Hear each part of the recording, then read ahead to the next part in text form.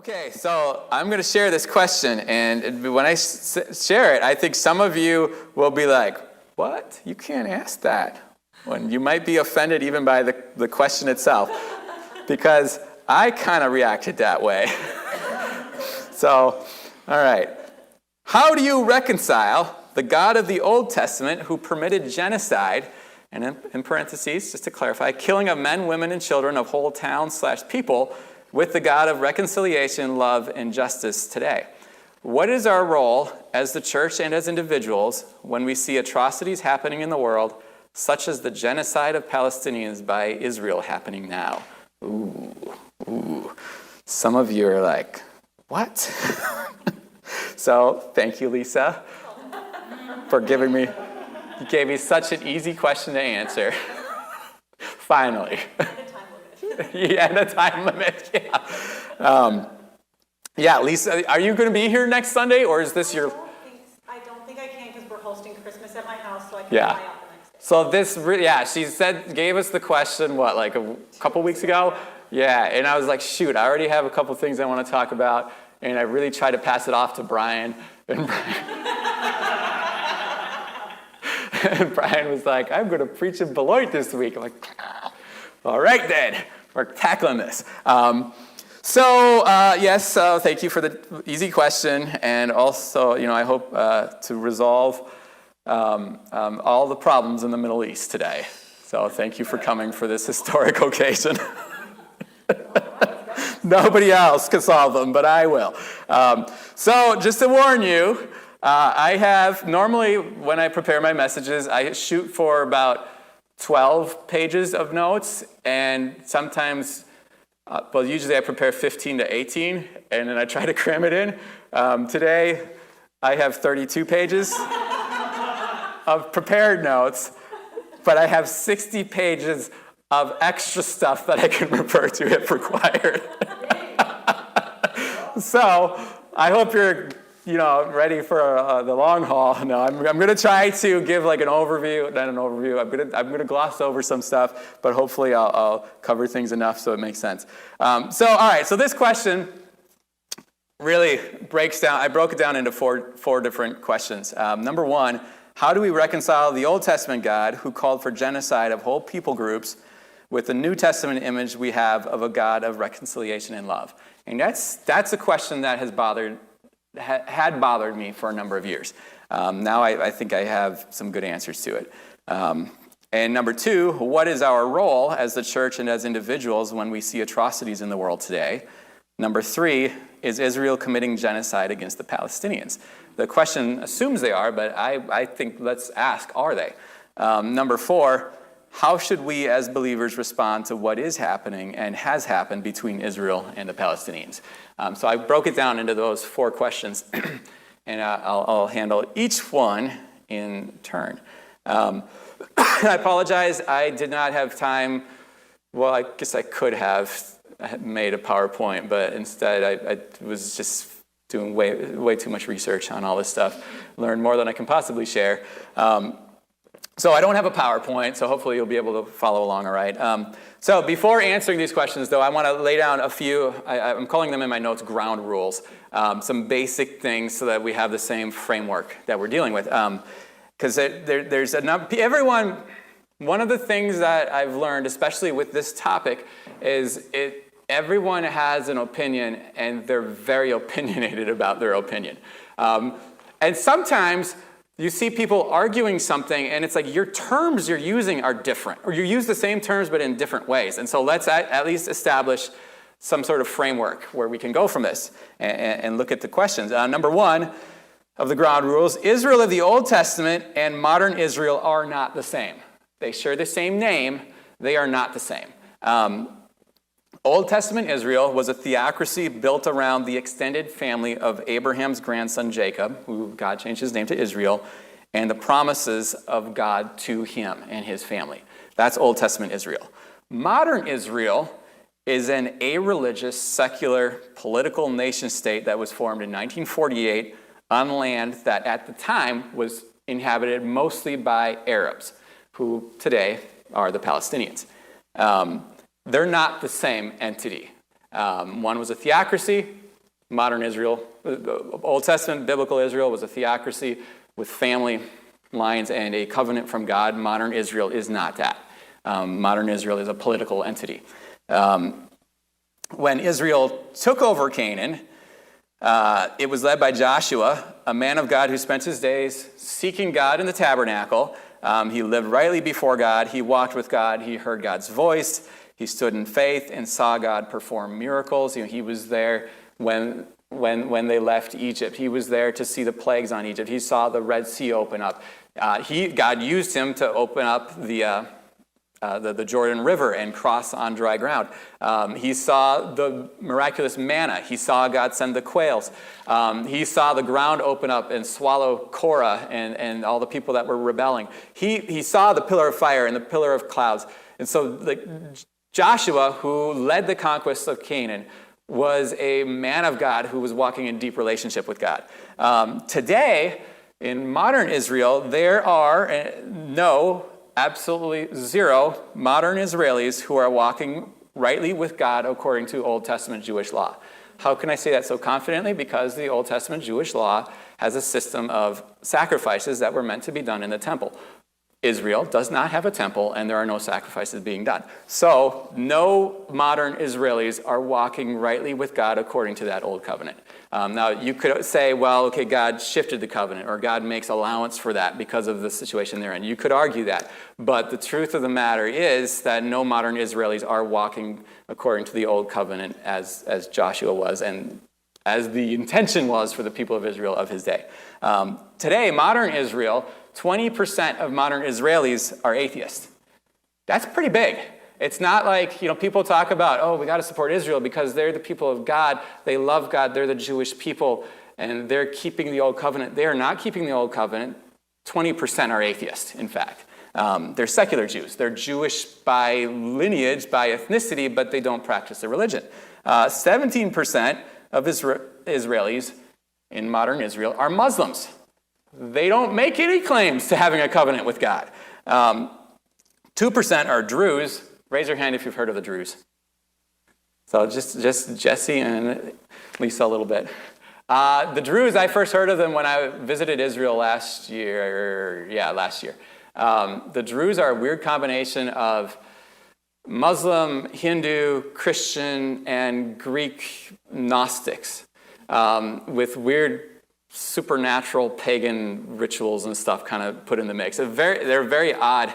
It's a very odd religion. They believe in reincarnation, and they believe they don't try to propagate their faith because all the Druze that have ever been, they already exist, and then when they die, that new Druze are reincarnated as new people, so you can't propagate the faith. So it's a very bizarre faith, but that's 2% of modern Israelis are Druze, and the estimate is anywhere between 0.5% and 2% of modern Israelis are Christians. Side note, the estimate is that 7% of Palestinians are Christians. So it's a point of contention among Palestinian Christians.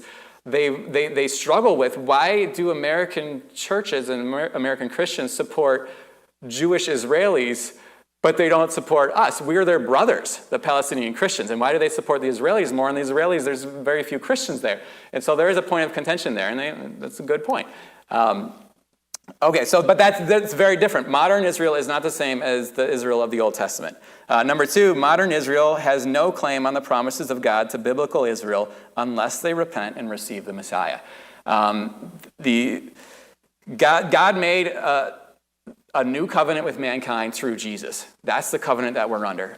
There was Paul talks about being grafted into the vine. I picture it like this, like there's the people of God, the vine of the people of God.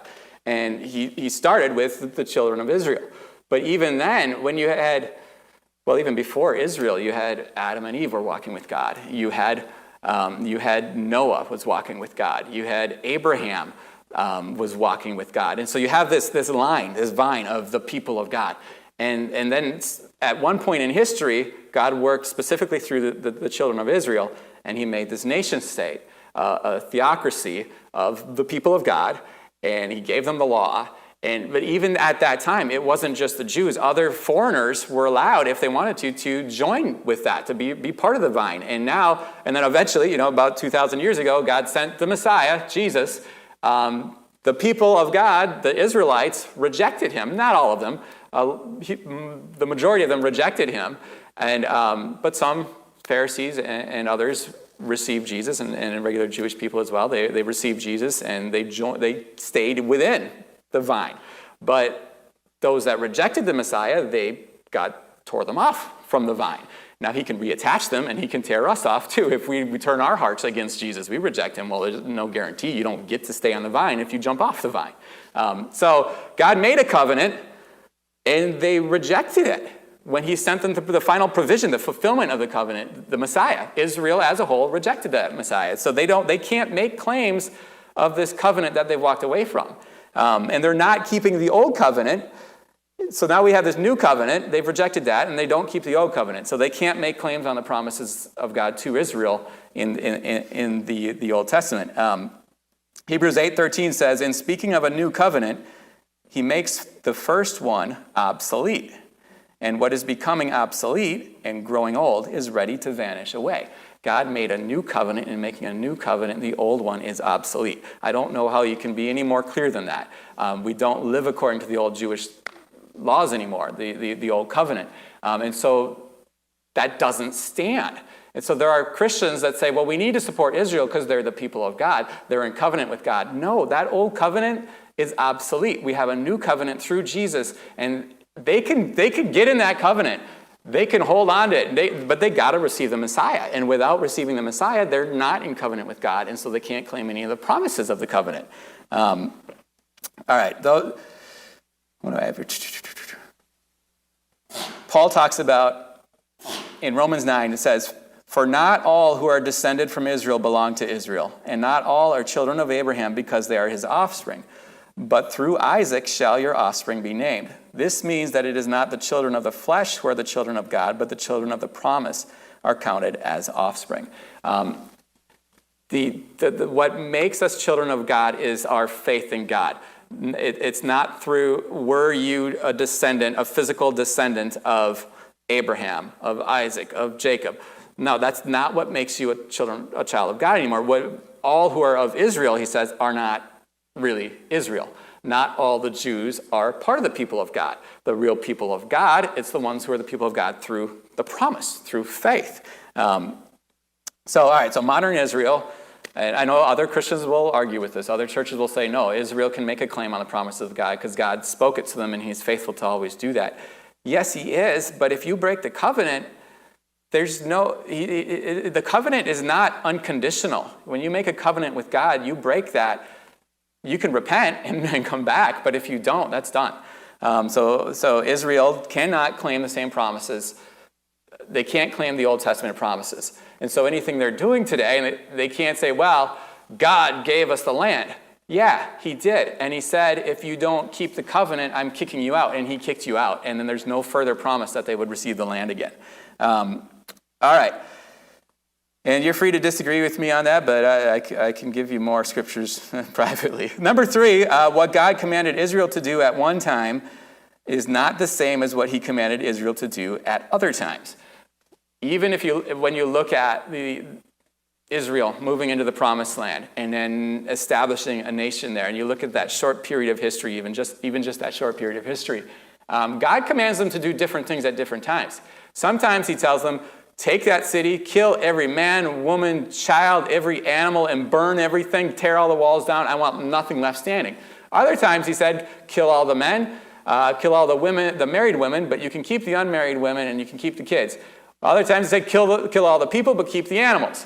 Other times he said, spare the city. Don't go around them. Don't attack them. Other times just attack the men and attack the soldiers, and that's it. So God tells Israel to do one thing here, but that doesn't mean that that's the condition always, the same command always. He tells them to do different things at various times. Number 4, what God commanded Israel of the Old Testament to do is not the same as what he may want modern Israel to do, because they're not the same. They don't have the same covenant. They're not the same people. And so what what he commanded Old Testament Israel to do, that's not necessarily what he's commanding modern, or what he would want modern Israel to do. So just because God commanded Joshua, go into the land and wipe out the Canaanites, doesn't mean that Israel can say, okay, we're going to go in and we're going to wipe out the Palestinians. And I've heard Christians make that argument. Well, Israel was commanded to take the land and wipe out the Canaanites.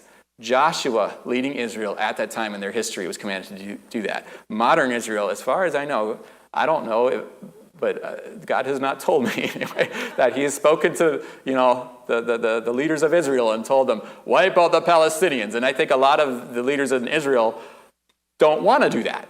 I'm sure there's some that have wanted to, and I found some creepy statements of some of them that sound along those lines. But I think the majority of them, the evidence shows that they don't want to do that. They could wipe out the Palestinians if they really wanted to. They could nuke Gaza and then boom, it's just done. Would they do that even if, I don't think I think they're smart enough to know don't do that even if they wanted to. But okay, number 5. No, is that what I just said?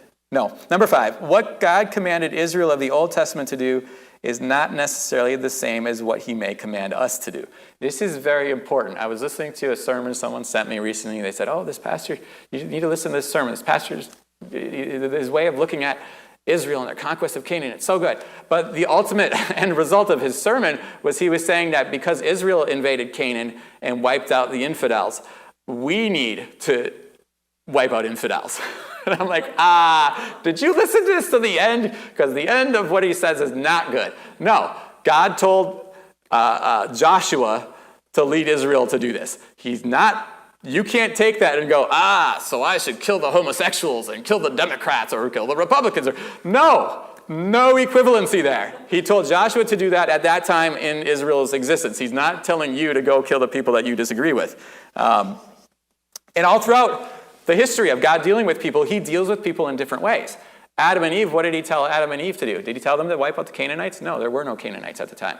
Did he tell them to wipe out anybody? No. He told them, don't eat the fruit of that tree. That's it. Has he told you to not eat any fruit from trees? No. We have a different command now. God gives different commands to different people at different times for different reasons. So you can't just take one and apply it to yourself just because you want to. All right, number 6. The God of the Old Testament and the New Testament are the same God. It would be easy to say, and people have. There's Christian heresies that throughout history that have popped up where people have said, well, that's a different God. That's an angry God. The God of the Old Testament that commanded the Jews to go and kill Canaanites. That's a different God. But we have a God of the New Testament. He's a new God. He's a merciful God. He's a loving God. No, the Bible is very clear. They're the same God. And so we're forced to reconcile this. Hebrews 1, verse 1 through 3 says, long ago, at many times and in many ways, God spoke to our fathers by the prophets. But in these last days, he has spoken to us by his Son, whom he appointed the heir of all things, through whom also he created the world. So long ago, he spoke through the prophets. Today, he's speaking through the Son, but he's the same God overall. James 1, verse 17 says, there's no variation or shadow due to change. So we might look at what he did in the Old Testament, and then we look at the New Testament and how we preach Jesus today, and we go, okay, these seem very different, but they have to be the same God. So there has to be a way that we can reconcile these things. We can't just go, yeah, that's a different God. We're not afforded that luxury. Number 7, and this is the last of my ground rules. 2 Timothy 3:16 says that all Scripture is breathed out by God and profitable for teaching, for reproof, for correction, and for training in righteousness. So if it happened in the Old Testament, God isn't necessarily telling us to do that. He's not necessarily saying that this is what modern Israel should do. But if it happened there and it's in the Bible, there is something useful we can gain from it. We can learn about God. We can learn about his character. We can learn about people and the dangers of sin and the blessings of righteousness. And we can learn about how the world works. All Scripture is profitable for us somehow to receive something from God. So when we see something in the Old Testament that's concerning, we shouldn't just go, well, I can't gain anything from that. No, dig in deeper. God can teach you something with that because he promises he will. Okay. Those are my ground rules. Let's look at question 1. So question 1, how do we reconcile the Old Testament God who called for genocide of whole people groups with the New Testament image we have of a God of reconciliation and love. So this image, this reality that the God who commanded Israel to wipe out the Canaanites seems very different from Jesus. This has bothered me for a long time. Raise your hand if this has ever bothered you. Raise your hand if you've been like, yeah, no. It's unsettling, and it should be. We shouldn't read about the taking over the promised land and go, I love that. I love Israel just wiping people out. It should be disconcerting to us. We're not afforded the luxury of, we can't ignore it. We can't throw it out. We can't, we can't over-spiritualize it. We can't say, oh, well, that's just a metaphor. No, Israel did this. We know. We have archaeological evidence of cities that they destroyed. We have records from Egypt and from neighboring kingdoms of the Israelites destroying places. So we know it happened. And we know, some people like to say, oh, well, Israel chose to do that. God didn't really tell them to do that. No, the Bible is clear. Israel did it because God told them to do it. And not only that, but he punished people who didn't do it. When he told Saul to go and wipe out all the Amalekites, Saul didn't do it. He allowed the people to save some of the stuff for themselves. And God rebuked Saul and stripped the throne from him because he didn't wipe out the people he was supposed to wipe out. So these are troubling things, but we got to deal with it because it's in the Bible. Let me take a drink. All right, so I've got a few initial thoughts, and hopefully I can get through these. First, if we're to answer this question, we need to establish the fact that, number one, whatever God does or commands to be done is good and just and right. God is good. He is just. He is right. He is loving. So if he says to do something, it is that. And if we look at it and we say, well, that doesn't seem loving, that doesn't seem fair, that doesn't seem just, there's two possibilities there. Either you're wrong. Well, you're wrong no matter what. Either you're wrong and you need to repent and just go, okay, God, change my attitude, change my heart so I can see it as you see it. Or help me to trust you and believe that it's good even though it doesn't look good to me. So that could be the case. Or the other case is maybe you understand it wrong and you need to dig in a little bit deeper, and then you can realize, oh my gosh, God is way more loving and good than I ever thought imaginable. I think there's a little bit of both of those in dealing with specifically Israel taking over Canaan. All right, second initial thought I have is there are things worse than death. In our modern times where we're so insulated from all sorts of all types of suffering, death scares us so much, and death is like the worst thing possible, the be all end all. We hear about someone dying, we're like, oh no. You talk to other people that grow up in like societies where death is just normal, they don't view it that way. What was I was just reading a book. What book was this? I can't remember what it was, but it was about people. Well, it was about some war. It was interviewing people that had passed through a war or genocide. Man, I wish I could remember what it was. And basically, they grew up in the midst of war, and they just kind of got used to hearing bombs go off and people dying, and it was like, okay, somebody else died, and like they're sad because they died, but if you don't expect to live when you're growing up surrounded by war. We're so isolated from that stuff, and so from our perspective, death is like the worst thing ever. From God's perspective, when you read the Bible, it doesn't seem like death is that big a deal. He's obviously death, he died to conquer death. So it is a big deal, but there are worse things than death. From God's perspective, when you read the Bible, it seems like he's way more concerned with eternity. He's way more concerned with what are the ramifications down the road from this. And so we look at situations where Israel wipes out whole villages and whole people groups, and to us we're like, that's awful because they're dead. Well, maybe God in his wisdom realized, okay, if I let them stay like this, they are going to suffer and hurt each other and grow up and cause, like even these little kids that you say, well, they're really innocent. Yeah, but maybe God looks at it and he goes, they're going to just suffer, and then they're going to grow up bitter and angry, and they're going to cause way more suffering and way more hurt around the world. Where now, if I judge them now and if I take them out now, I can spare them from that. And maybe there's a chance for them, maybe they have a little bit of faith in me right now, and I can take them out and they can get into heaven and escape all this. Or maybe it's not even about that, but he goes, well, okay, if I let them stay, they're just going to cause a whole lot more problems. But if I get rid of them, then problem solved. So, I mean, God, we're talking about a God who looked down on the earth and saw that everybody was wicked in Genesis 6 and said, kill them all. So, I mean, God's perspective on death is not as bad as ours is. It may be kind of hard to deal with and hear that, but that's just the reality when you see the character of God in the Bible. Death is not the worst. It's when even Jesus, Matthew 10:28 says, do not fear those who kill the body but cannot kill the soul. Rather, fear him who can destroy both soul and body in hell. That is way more important. Our physical life, whether you live 20 years or 120 years, that's going to be done at some point, but eternity is going to remain forever. And so God seems way more concerned with the eternal ramifications than with just our short time on the earth. Third thing, initial thought regarding this question, those were different times back then. So Israel invaded Canaan about 1200 BC. That was over 3,000 years ago. People were different, times were different, empires were different, governments were different, everything was different back then. And we can't judge them in the Old Testament 3,000 years ago based on revelation that they didn't have but we have now. We have Jesus.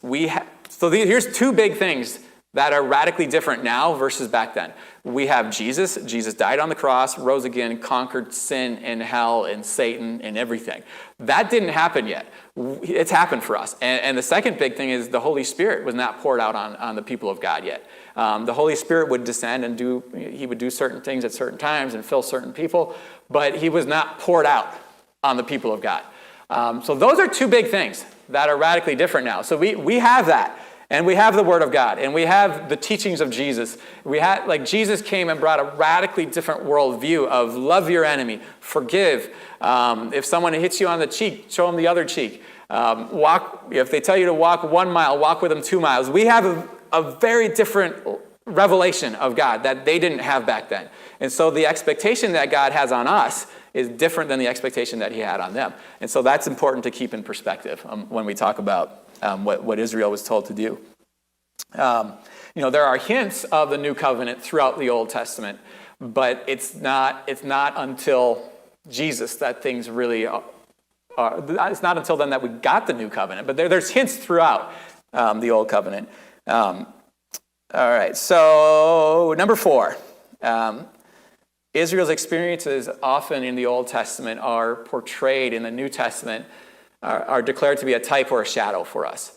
And so this is another thing to keep in mind, that when Israel did certain things, or when God worked certain ways through Israel, that yes, it happened, and yes, God is just and God is good, and so there is a good reason for that. But what we can gain from it is not necessarily we should go and do the same, but okay, what's the lesson there? What is the type in the shadow? What is this trying to portray?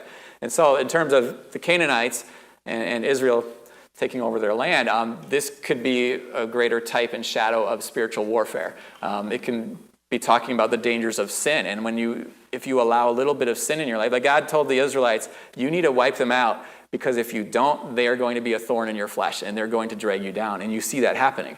And so this could be a bigger picture of the reality of the power of sin, that if you leave a little bit of sin in your life, it's going to drag you down. I remember hearing when I was first a believer, one of the pastors at the church I was going to, he was talking about somebody, was it his dad? It might have been his dad, getting saved, and he was a big drinker.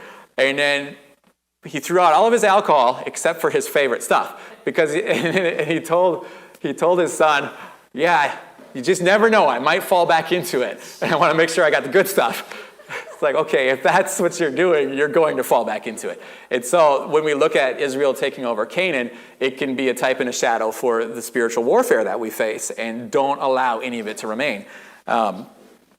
and that doesn't discount the fact that this really happened, and if God said it and if God said to do it, that it's good, and there has to be a good reason for it. But there is also a deeper meaning that we can gain from these things. Okay. In 1 Corinthians 10:11, Paul says, "Now these things happen to them as an example." And this is specifically in context. He's talking about Israel going into the promised land. He said, "These things happened to them as an example, but they were written down for our instruction, on whom the end of the ages has come." So they happened to the Israelites, but there's the truth of it happening, but there's also the truth of, okay, God, what is the example for me here? All right, and so we can see a lot. We can see the fact that God is holy and perfect, and he demands holiness among his people. We can see the dangers of sin, the destructiveness of sin. We can see how sin is messy. You know, the Canaanites would never have been wiped out if they had followed God. But as soon as you choose to sin, everything gets messy and hard and complicated, and now you got to deal with that. It shows the reality of people. People are sinful. People are foolish. People are selfish. Shows the patience of God, too. God waited at least 400 years before he brought judgment on Canaan. So, man, that's a long time. It's not like, when the first sin came in Canaan, God's like, wipe them out. Abraham, go slaughter them all. No, he waited 400 years and even allowed his own people to become slaves in Egypt while he waited for the sin to reach a point where he brought judgment. So there's a lot that we can learn about the character of God and about how people live and respond toward God through that. Number 5, thought to consider, God, I guess I just mentioned this, God was patient with the Canaanites. So yeah, when, I think it's, where is it? Genesis 15:13, Abraham is wandering through Canaan, and God tells Abraham that the sin of the Amorites is not yet complete. And he tells Abraham, your people, you're going to have kids who have more kids, but they're going to become slaves in Egypt for 400 years. But then after that, I'm going to bring them to this land, because then the sin will be complete, and I can bring my judgment, and they can take the land. So God waited over 400 years to bring judgment on Canaan. He's a patient God. Don't test him, because he will bring judgment, but he's a patient God. Number 6, God didn't give Israel a free pass going into Canaan either. So God brought judgment on Canaan for their sin. But he warned Israel, you're not off the hook just because you're my people. He held them to the same standard, and you could argue even a higher standard than the Canaanites were held to. And actually, let me read these first. So Leviticus chapter 18, verses 24 to 28 says, "Do not make yourselves unclean by any of these things," talking about what the Canaanites were doing. For by all these things the nations I am driving out before you have become unclean, and the land became unclean, so that I punished its iniquity, and the land vomited out its inhabitants. But you shall keep my statutes and my rules, and do none of these abominations, either the native or the stranger who sojourns among you. For the people of the land who were before you did all of these abominations, so that the land became unclean. Lest the land vomit you out when you make it unclean, as it vomited out the nations that were before you. That's intense. So God's warning them. He's like, look, you see how they live. You know what they've done. You know I hate this stuff, and that's why I'm driving them out. You don't do that stuff, or I'm going to cause the land to throw you up as well. It's like, man, that's kind of harsh. But it's true. And so he held them to the same standard. It's not like God's like, oh, Israel, you're my preferred people. I love you so much. You can do whatever you want. I got to get rid of these bad Canaanites, and you can hate them and destroy them because I don't like them either. No, that's the stuff they were doing was bad, and it required God to judge them. And God's warning here, don't do what they do or I'm going to kick you out, is exactly what happened. Israel did the same exact things, and you can look at the sins that the Canaanites were doing, and you go, oh, Israel did that. And many times throughout throughout the prophets and the books of 1st and 2nd Kings, 1st and 2nd Kings in particular, it makes statements of, so-and-so did just what the nations before them were doing. And then God kicked them out. So the Canaanites lived in the land over 400 years. Do you guys know how long the Israelites were in the land before God kicked them out? So depending on, what did you say? Yeah, right around there. Depending on when you want to start the numbering, either less than that or a little bit more than that. So the nation was split into two, northern kingdom of Israel and southern kingdom of Judah. So northern kingdom of Israel only made it like 300 years before God kicked him out. The southern kingdom of Judah made it between 400 and 600 years, depending on where you start the dating. So it really, they didn't do much better than the Canaanites did. They went right back into it, and God had to kick them out as well. Number 7 thing to consider, the Canaanites were not good people who were just trying to live in peace until Israel came in and attacked them. It wasn't a bunch of peace-loving hippies that were just enjoying their lives and then, oh, now these bad Israelites are coming and they're committing genocide. The Canaanites were bad. Genesis 15:16 talks about that, well, the discussion with Abraham and God, where God says their sin has not reached its completion yet. It's not full yet. So we know that they were sinful, and that at some point they were full of sin. And then Leviticus 20, verses 22 to 23, you shall therefore keep all my statutes and all my rules and do them, that the land where I am bringing you to live may not vomit you out. And you shall not walk in the customs of the nation that I am driving out before you, for they did all these things, and therefore I detested them. So they do detestable abominations, and God vomited them out. Well, had the land vomit them out. Deuteronomy 9:5, not because of your righteousness or the uprightness of your heart are you going in to possess their land, but because of the wickedness of these nations, the Lord your God is driving them out from before you, and that he may confirm the word that the Lord swore to your fathers, to Abraham, to Isaac, and to Jacob. Deuteronomy 12:31, you shall not worship the Lord your God in that way, for every abominable thing that the Lord hates they have done. Every abominable thing that the Lord hates they have done. They have done for their gods. For they even burn their sons and their daughters in the fire to their gods, sacrificing their own children. 2 Kings 21:2, talking about King Manasseh. He did what was evil in the sight of the Lord, according to the despicable practices of the nations whom the Lord drove out before the people of Israel. They had temple prostitutes. They worshipped idols. They burned their sons and daughters in sacrifice to demon gods. One of the groups. So the question of who exactly are the Canaanites is debatable. We know the general area they were, but there's certain tribes where we know they were in the Canaanite group. Others, some people say they were, some people say they weren't. One of those tribes is the Amalekites. The Amalekites were not good people. They were the first to attack Israel as they went through the wilderness. And the Amalekites in Egyptian were called the Kabadi, which means the plunderers. These were not just nice, peaceful people. They were bad people. Genesis 10:19 gives the borders of Canaan. It says they reached from Sidon toward Gerar as far as Gaza, and then toward Sodom, Gomorrah, Admah, and Zeboim as far as Lasha. Recognize any infamous cities in there? Sodom and Gomorrah were Canaanite cities, pretty famous for their sin. Admah and Zeboim says in Deuteronomy 29:23 that the Lord overthrew those two cities in anger and wrath. These were not good people. They were bad people doing bad things. Christopher J.H. Wright, in his book, The God I Don't Understand, says about it, the degraded character of Canaanite society and religion includes the sexual promiscuity and perversion particularly associated with fertility cults, as well as the callousness of child sacrifice. This is reinforced in the historical texts, so like the Kings and Chronicles, with additional notes about social oppression and violence. They had perverse sexuality mixed with, or perverse sexual immorality mixed with false worship and idolatry and human sacrifice and injustice and oppression. They're not good. It's bad. Number 8, not only were the Canaanites bad, they were also not a good influence on Israel.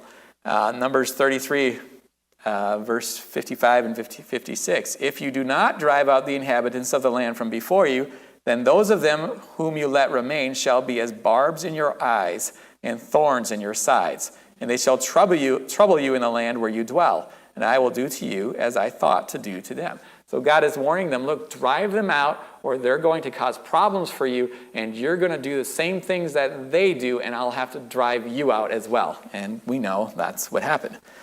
Number 9. So as disturbing as the conquest of Canaan is, and the instances where Israel is told to wipe out whole populations of people, it's not the only unsettling thing that God did in the Bible. And now this may not make you feel better.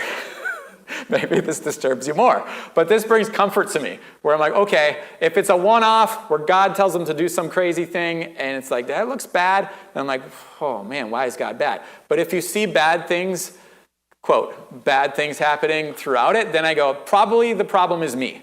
Either I don't understand it right, or I just don't think like God. It's a big surprise. And so I need to change how I think. So what about the plagues on Egypt? Pharaoh was stubborn. Were all the Egyptian people stubborn and bad? No. There had to be some innocent Egyptians there.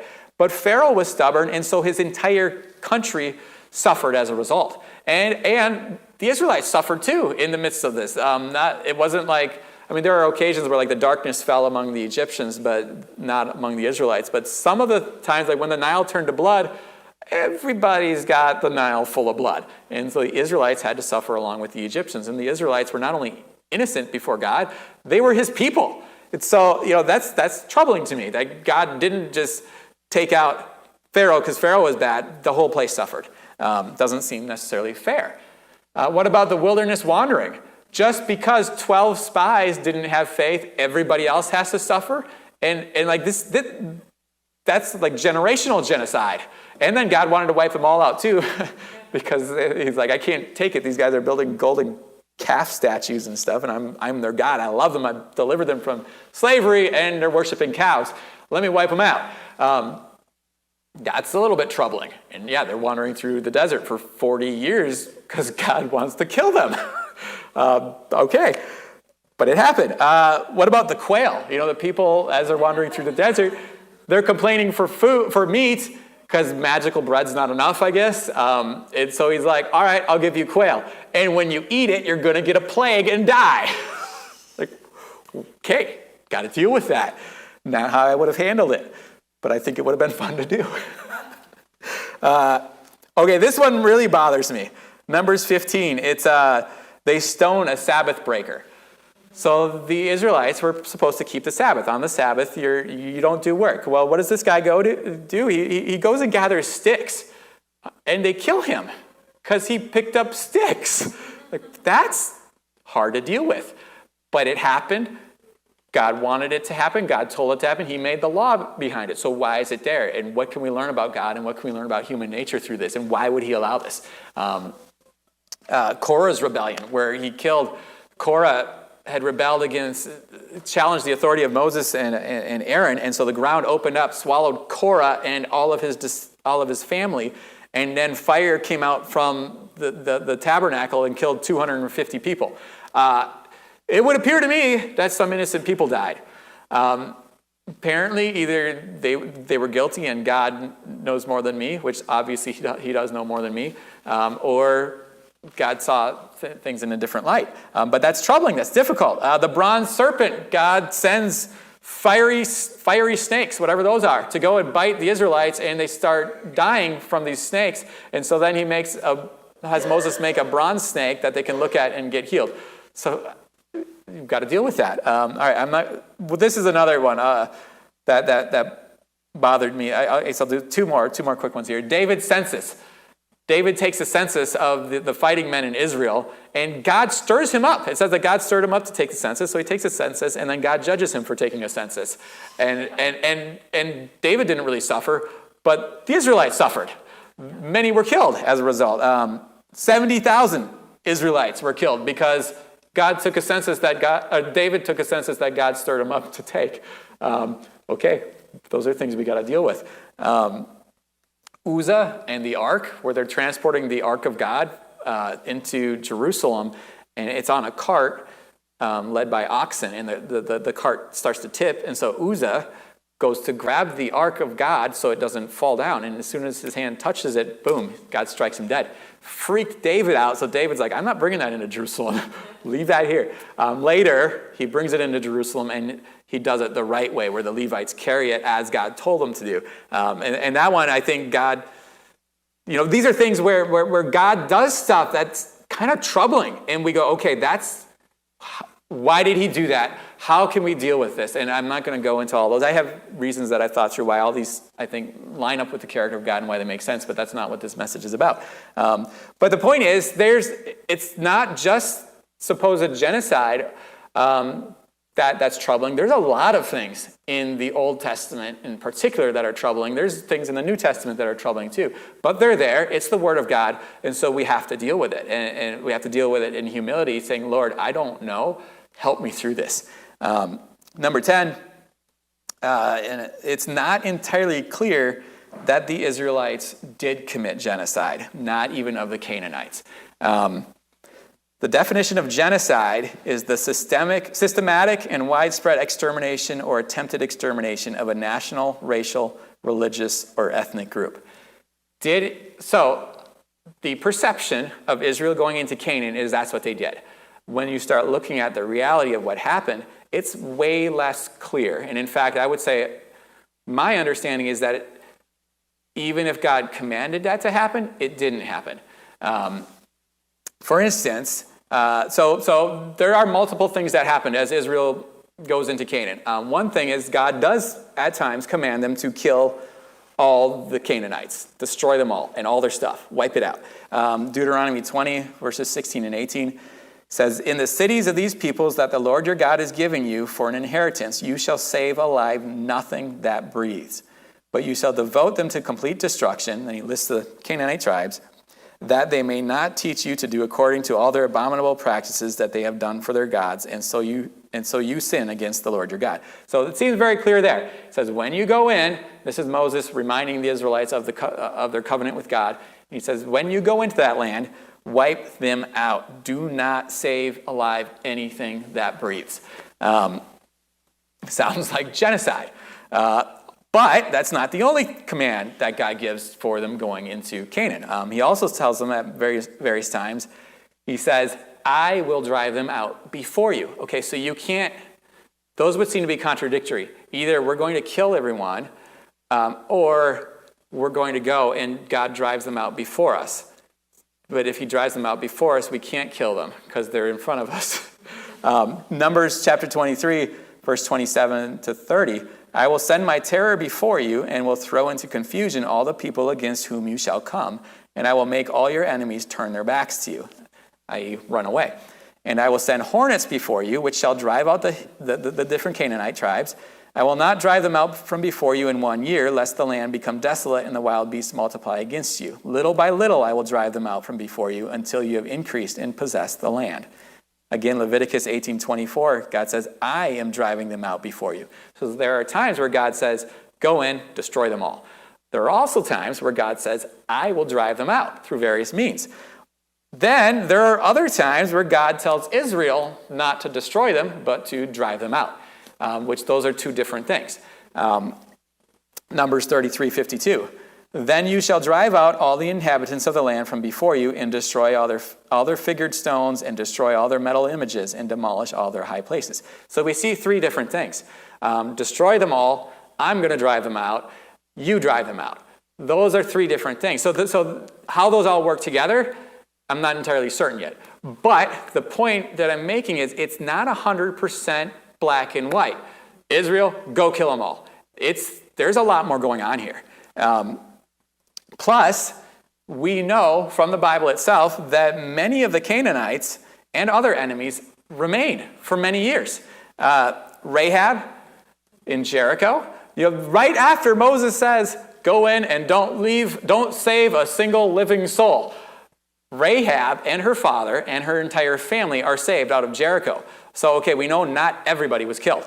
The Gibeonites, as Israel is going into the promised land, the Gibeonites see one after another tribe destroyed by Israel, and so they decide we're going to be sneaky. We'll trick them into making a treaty with us. And so they make a treaty. God didn't ask them to make a treaty. God told them to wipe them out. But they make a treaty. Israel makes a treaty with them, and then God actually holds them to keeping that treaty because later on, many years later, Saul kills the Gibeonites, attacks the Gibeonites, and then God sends judgment on Israel for that.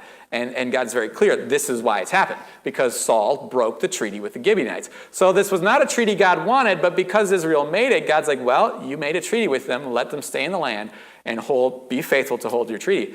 And then the Gibeonites they become slaves, woodcutters, and water boys for the Israelites, and actually they served in the community in general and also in the temple, which is kind of wild to think about. These people that originally God was going to have them destroyed, but it's not all black and white. Go wipe out everybody. King Solomon, he married many Canaanite women, Moabites, Ammonites, Edomites, Sidonians, Hittites. So if he's marrying many Canaanite women, it means there were at least many Canaanite women still left there in Solomon's day. King Ahab, y'all know King Ahab's lovely wife Jezebel. She was a Sidonian princess. Sidon, the Sidonians were a Canaanite tribe. And that's one where nobody questions that they were Canaanites. The Bible's very clear, those were Canaanites.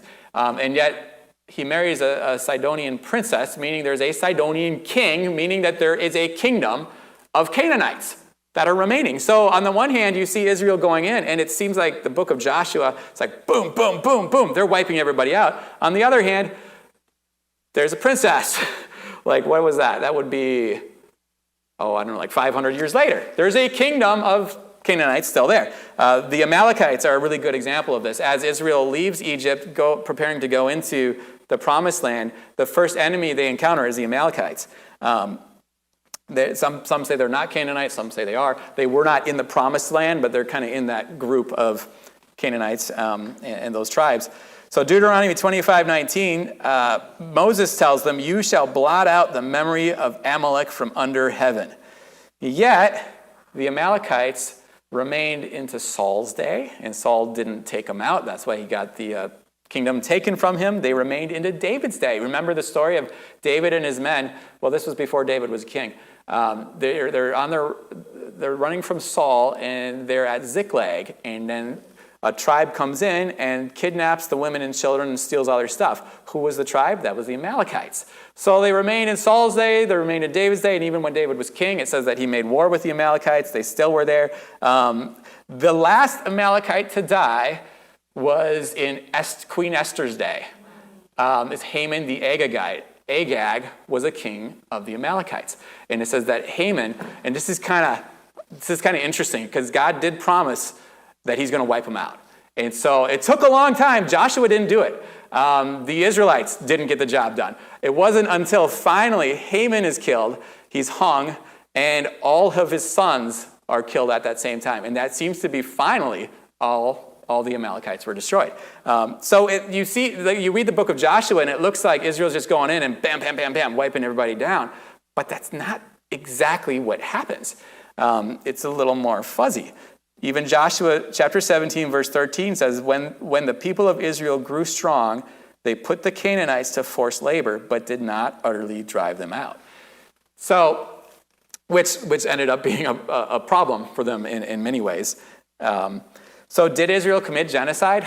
Well, sometimes the message of the Bible seems very clear that they went to a city and killed everybody in the city.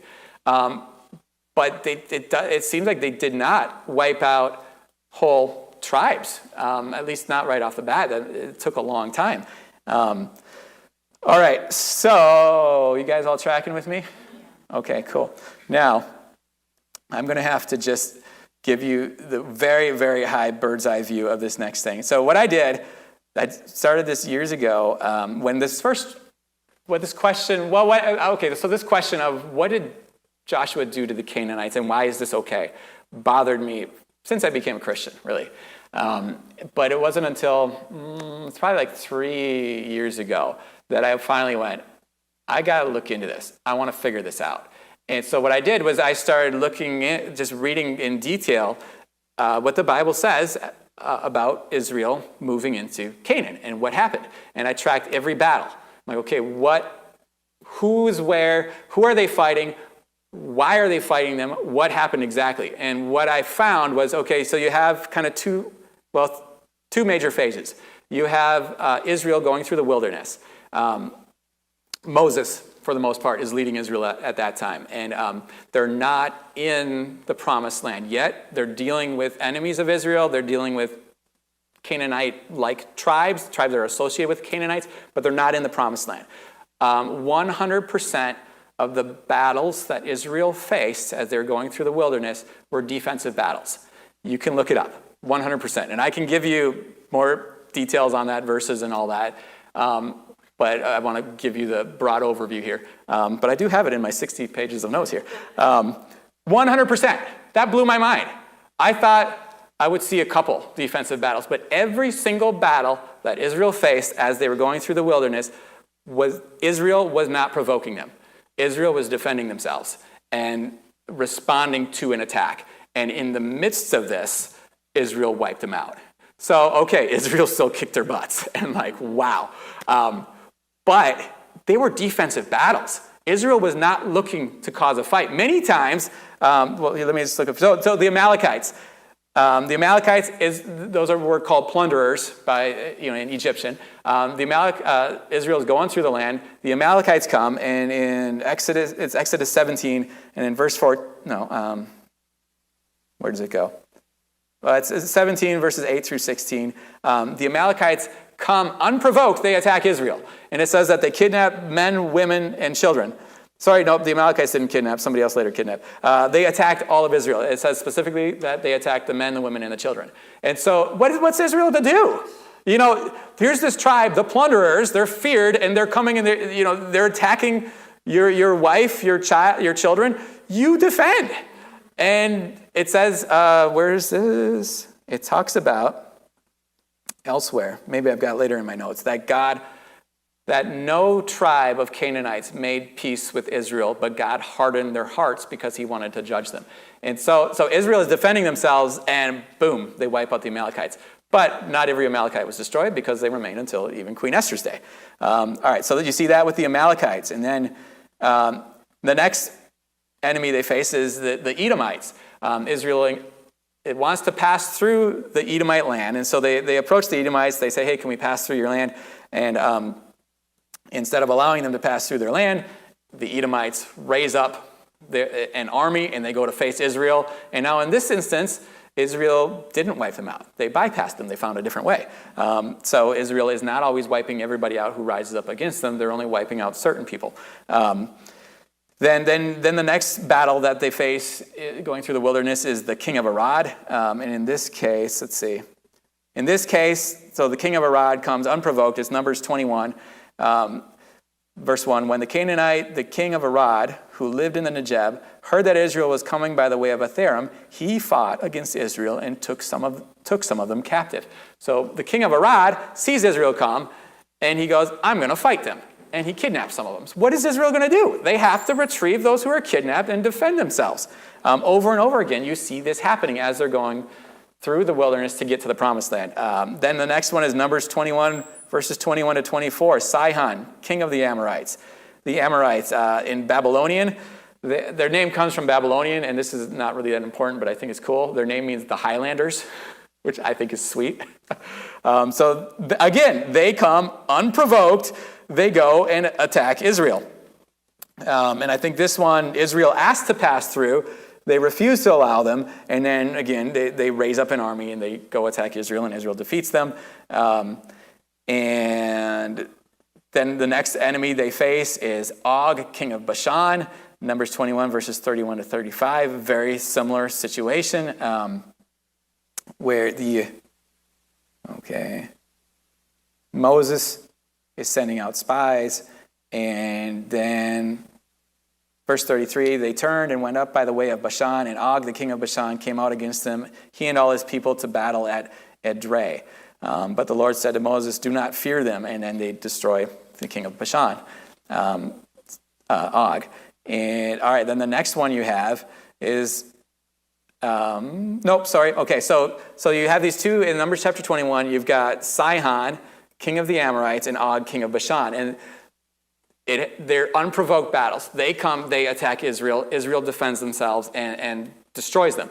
But again, there's traces of these tribes throughout the Old Testament after these situations happen. And these these battles between Og, king of Bashan, and Sihon, king of the Amorites, these become sort of a pattern that you see talked about throughout the Old Testament, where God says, treat them like Og, king of Bashan, and Sihon, king of the Amorites. Or in the Psalms, it says, we treated them like Og, king of Bashan, and Sihon, king of the Amorites. And so it's kind of this pattern that seems to be repeated throughout Israel's encounters with other people, is they're going along, and just like what happened with Og, just like what happened with Sihon, these other tribes, they freak out, they go to attack Israel, Israel defends themselves, and Israel kills them.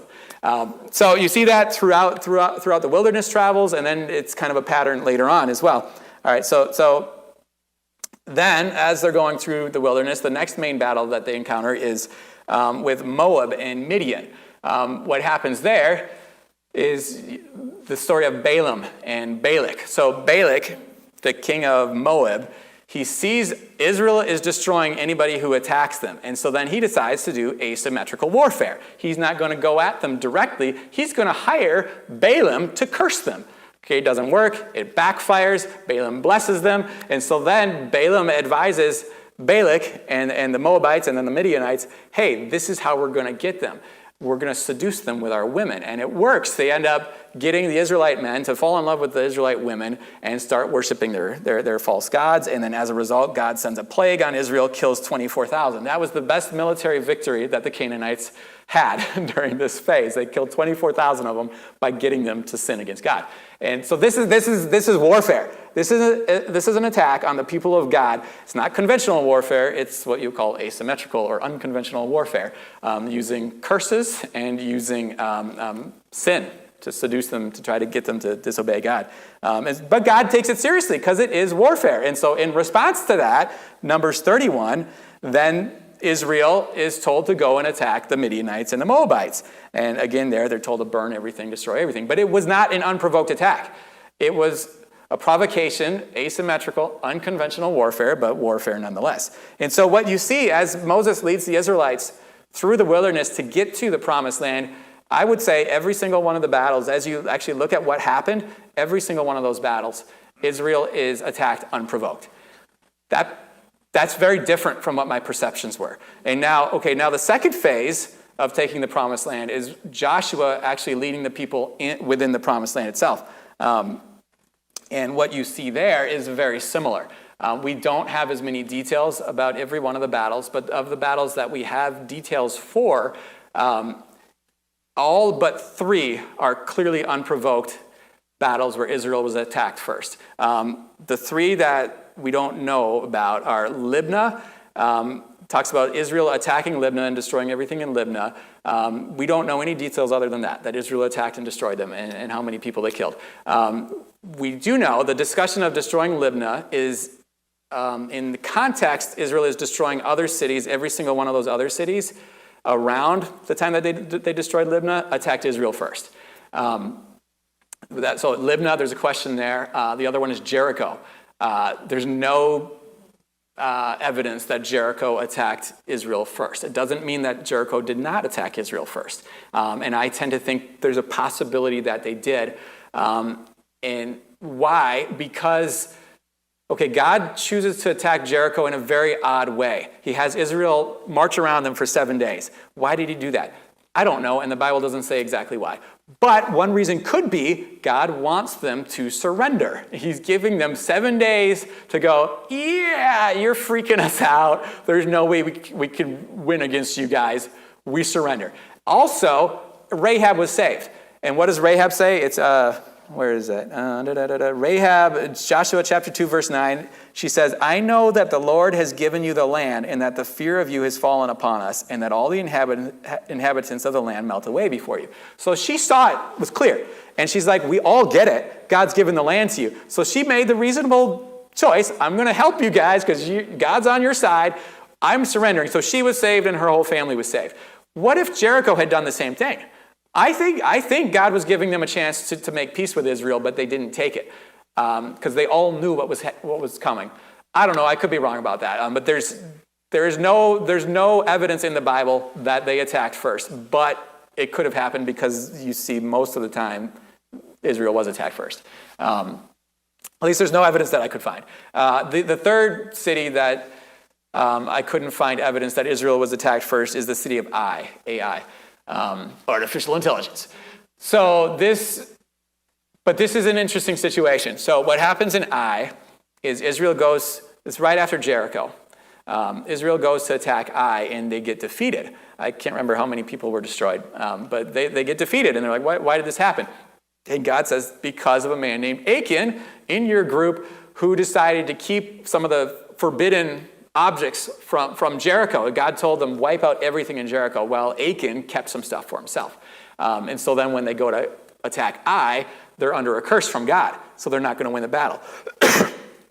Now, the interesting thing, so then what happens, they kill Achan to remove that curse from them, and then they go and they attack Ai, and they win. Now, something interesting that happens here is, how do they kill Achan? They stone him to death, and they burn him, and then they bury him with stones. How did they destroy Ai?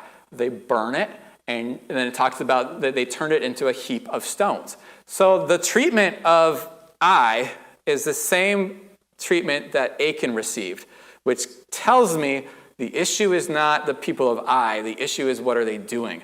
That they're partaking in things that are detestable and an abomination before God. It's not genocide. It's not about wipe out these people I don't like. It's about God bringing judgment for their actions, and he happens to be using Israel to do that.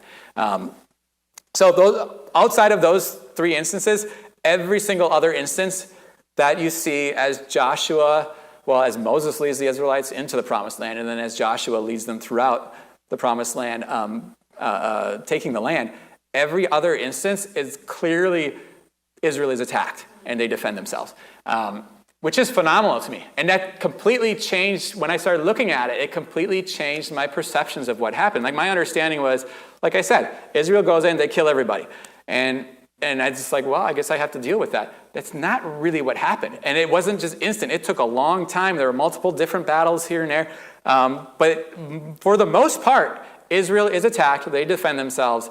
And God used it to bring judgment on the Canaanites. There are some, if you decide to look at it for yourself, there's some instances where you see statements such as all the kings of the north band together to attack Israel. And then you can trace, okay, who are these kings? And then you look at the different battles they had. This was this king's territory. Oh, yeah, this king with this territory, that's where Israel is now, and they're attacking someone. So it's a part of this bigger war that's going on. But the war was started by the Canaanites, not by Israel. So does that make sense? That's kind of cool to figure out, isn't it? Like, when I realized that, totally blew my mind. I'm like, okay, that gives me a lot more peace.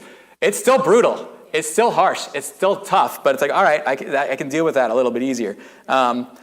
Christopher J.H. Wright, again in his book, The God I Don't Understand, he says about it, the conquest of Canaan was not human genocide. It was divine judgment.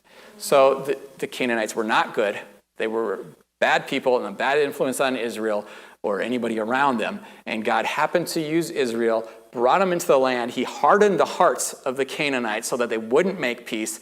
And they were stirred up to fight Israel because God wanted to destroy them, to judge them for their sin. And he just happened to use Israel as that.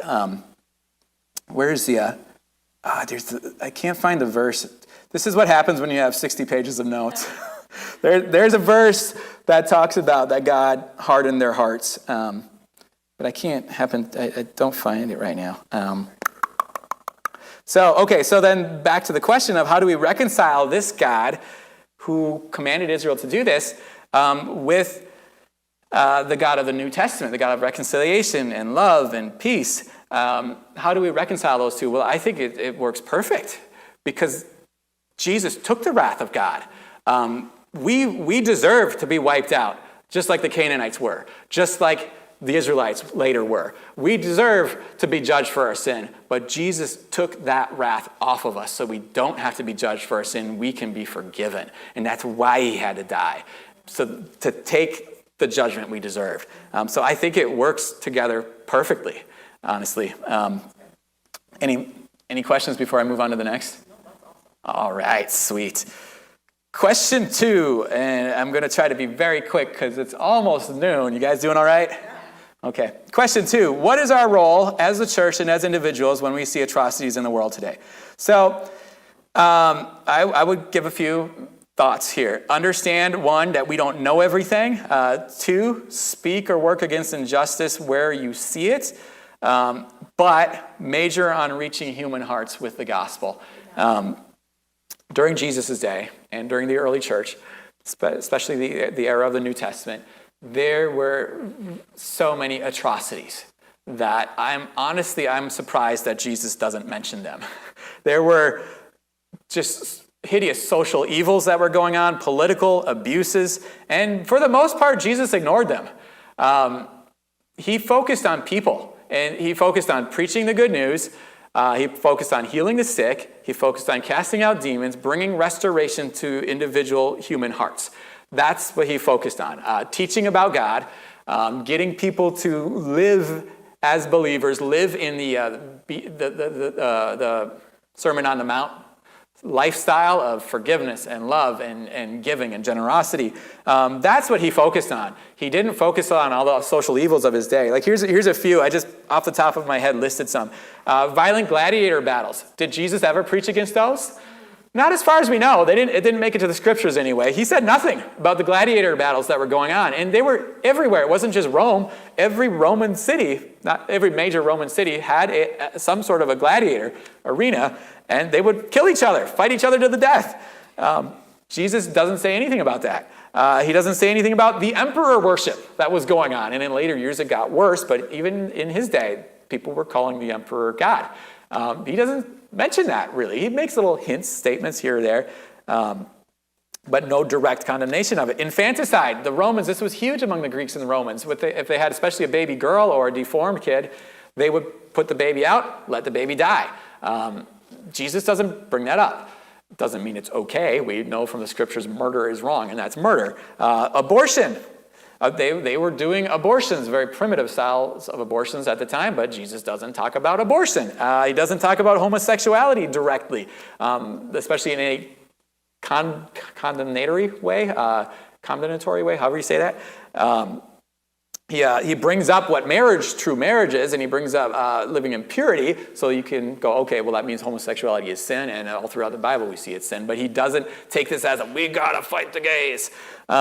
Prostitution was everywhere. The most we see Jesus dealing with prostitutes is he's restoring them. He's loving them. He's praying for them. He's ministering to them. All the creepy pagan rituals and cults and things, occult stuff that was around in Greek and Roman society. It was nasty, creepy stuff. Jesus doesn't really talk about it. The barbaric Roman military, they were bad. The Roman military had a policy that every year they would go out and completely obliterate at least one enemy to cause fear throughout the empire. They did this year after year after year. And yet Jesus says nothing about it. There were Roman soldiers that were coming to him. The centurion that came to him for healing, what was his son, I think, right? Jesus doesn't condemn him. Also, on the flip side of that, you had Jewish terrorists, the zealots, and the Sicarii that would kill. They were called Sicarii because they were carrying knives, Sika, and they would kill Roman officials. Jesus doesn't rebuke them, and he actually takes one of the zealots and goes, Simon, join my team, make you one of my disciples. Stop with killing. I hope he stopped with the killing. We don't know a whole lot about Simon after that, but I would imagine sometime with Jesus you would give up your violent ways. The corrupt, wicked political leaders of his day, Jesus doesn't really talk about it. He calls Herod a fox, that he's cunning and crafty and bad. That's the most we get for Jesus making a statement against the political leaders of his day. And he could have said a lot more. So Jesus seems to focus on individual people and restoring their hearts and less on the atrocities that were around him. That doesn't mean that, I think there are some people like William Wilberforce in the 1800s that was like, this is my call. I will dismantle the transatlantic slave trade. I want to take it apart. Okay, awesome. I'm reading this book right now that's talking about some of the women. The chapter I just read was talking about some of the women in the abolitionist movement. And it's like these women were just on fire and I think called from God speak against this, work against it, dismantle slavery in America. And it's awesome. So I think God does tell certain people, hey, this is your call. I want you to deal with this. But I think if we have to start, though, with, okay, what did Jesus do? And this is the call of everybody, to minister as Jesus ministered. Focus on individual people, meet them, minister to them, be Jesus to them. And so in the midst of doing that, if then you feel this call from God, hey, this is your issue, deal with this. Okay, go for it. Just understand you don't know everything. Have a humble heart about it. And be Jesus in the midst of that. Don't let the atrocity become an idol. And don't let that take over you ministering Jesus. But my personal thinking, my personal feeling is, yeah, do what Jesus did is the best strategy. And if he adds some other social thing on, okay, fine. Question 3, is Israel committing genocide against the Palestinians? Quick answer, what is my opinion? I don't think so. I read tons about it, watched videos, listened to sermons and audiobooks, and it just filled my mind with so much stuff about this topic. And the last week, not that I'm an expert, far from it, but what I could figure out, it's very hard to find the truth of anything related to this. Everybody has an agenda. Everybody's sharing things with an angle. But I don't think Israel is committing genocide against the Palestinians today. Did some Israelis in the past have make genocidal remarks toward the Palestinians? Possibly, depending on how you define genocide. You could say Israel's been rude, they've been wrong, they've done bad things to the Palestinians, and they still do bad things to the Palestinians. Sure, I could agree with that. I've heard some people say it's an apartheid regime. I could possibly agree with that, but again, it's hard to pick out what really is going on. But I don't think there's a genocide that's happening. You could disagree with me on that. It's not the Bible, so fine, we can have different opinions, and I'm willing to change. I'm not going to die on that hill. But, okay, the main reason that I don't think Israel is committing genocide is, okay, somebody call out a genocide that we know, that you know. What's that? Khmer Rouge. Okay, another one, anybody? Rwanda. Anybody else? Hitler and the Jews. The Jews, yeah, okay. So those are like 3 big ones right there that I think about. But I got numbers for the Holocaust. So the Holocaust, which we're all like, it's a genocide for sure, or the Khmer Rouge and Rwanda as well. So if you look at the population statistics of the Palestinian Arabs, and you can find numbers from 1950 all the way up to 2021, the population of Palestinian Arabs within Israel increased every single year except for 1969. Yeah. I don't know why 1969 it decreased. I tried to find out. I thought, was there like some major thing that happened? A lot of them left, or was there a terrorist attack? I don't know. I couldn't find out. But it increases for every single year except for that one year. Now, you look at the population statistics of worldwide Jewish population during that time. It increases every single year except for from 1939 to 1945. It went from 16 million Jews down to 11 million worldwide. Okay, that's a Holocaust. There's your evidence right there. You look at, the Rwandan genocide. I think it was hundreds of thousands of, was it Hutus or Tutsis? I can't remember who died. Well, a lot of different people died, but it was hundreds of thousands, I think, were killed in that. The Khmer Rouge, same kind of thing. So you could see the evidence, okay, there's a population drop, something happened. You don't see that with the Palestinian Arabs. So you could say the Israelis are racist. You could say it's an apartheid. You could argue it's an apartheid regime, which I don't know if I would or not personally. But you could say there's been injustice. Yeah, I agree with that. You could say it's oppressive, discriminatory. Sure, I just don't think genocide is happening. But on Israel's part. But now, let's flip it on its head. I do think Hamas has genocidal intentions. At least in the past they have had, and possibly now still do. So Hamas is the currently ruling party in Gaza. It means the Islamic Resistance Movement. It's an Arabic acronym for Islamic Resistance Movement.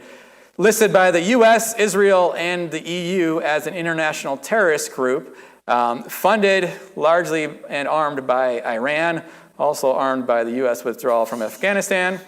Thank you, Joe. Interesting thing I learned about Hamas.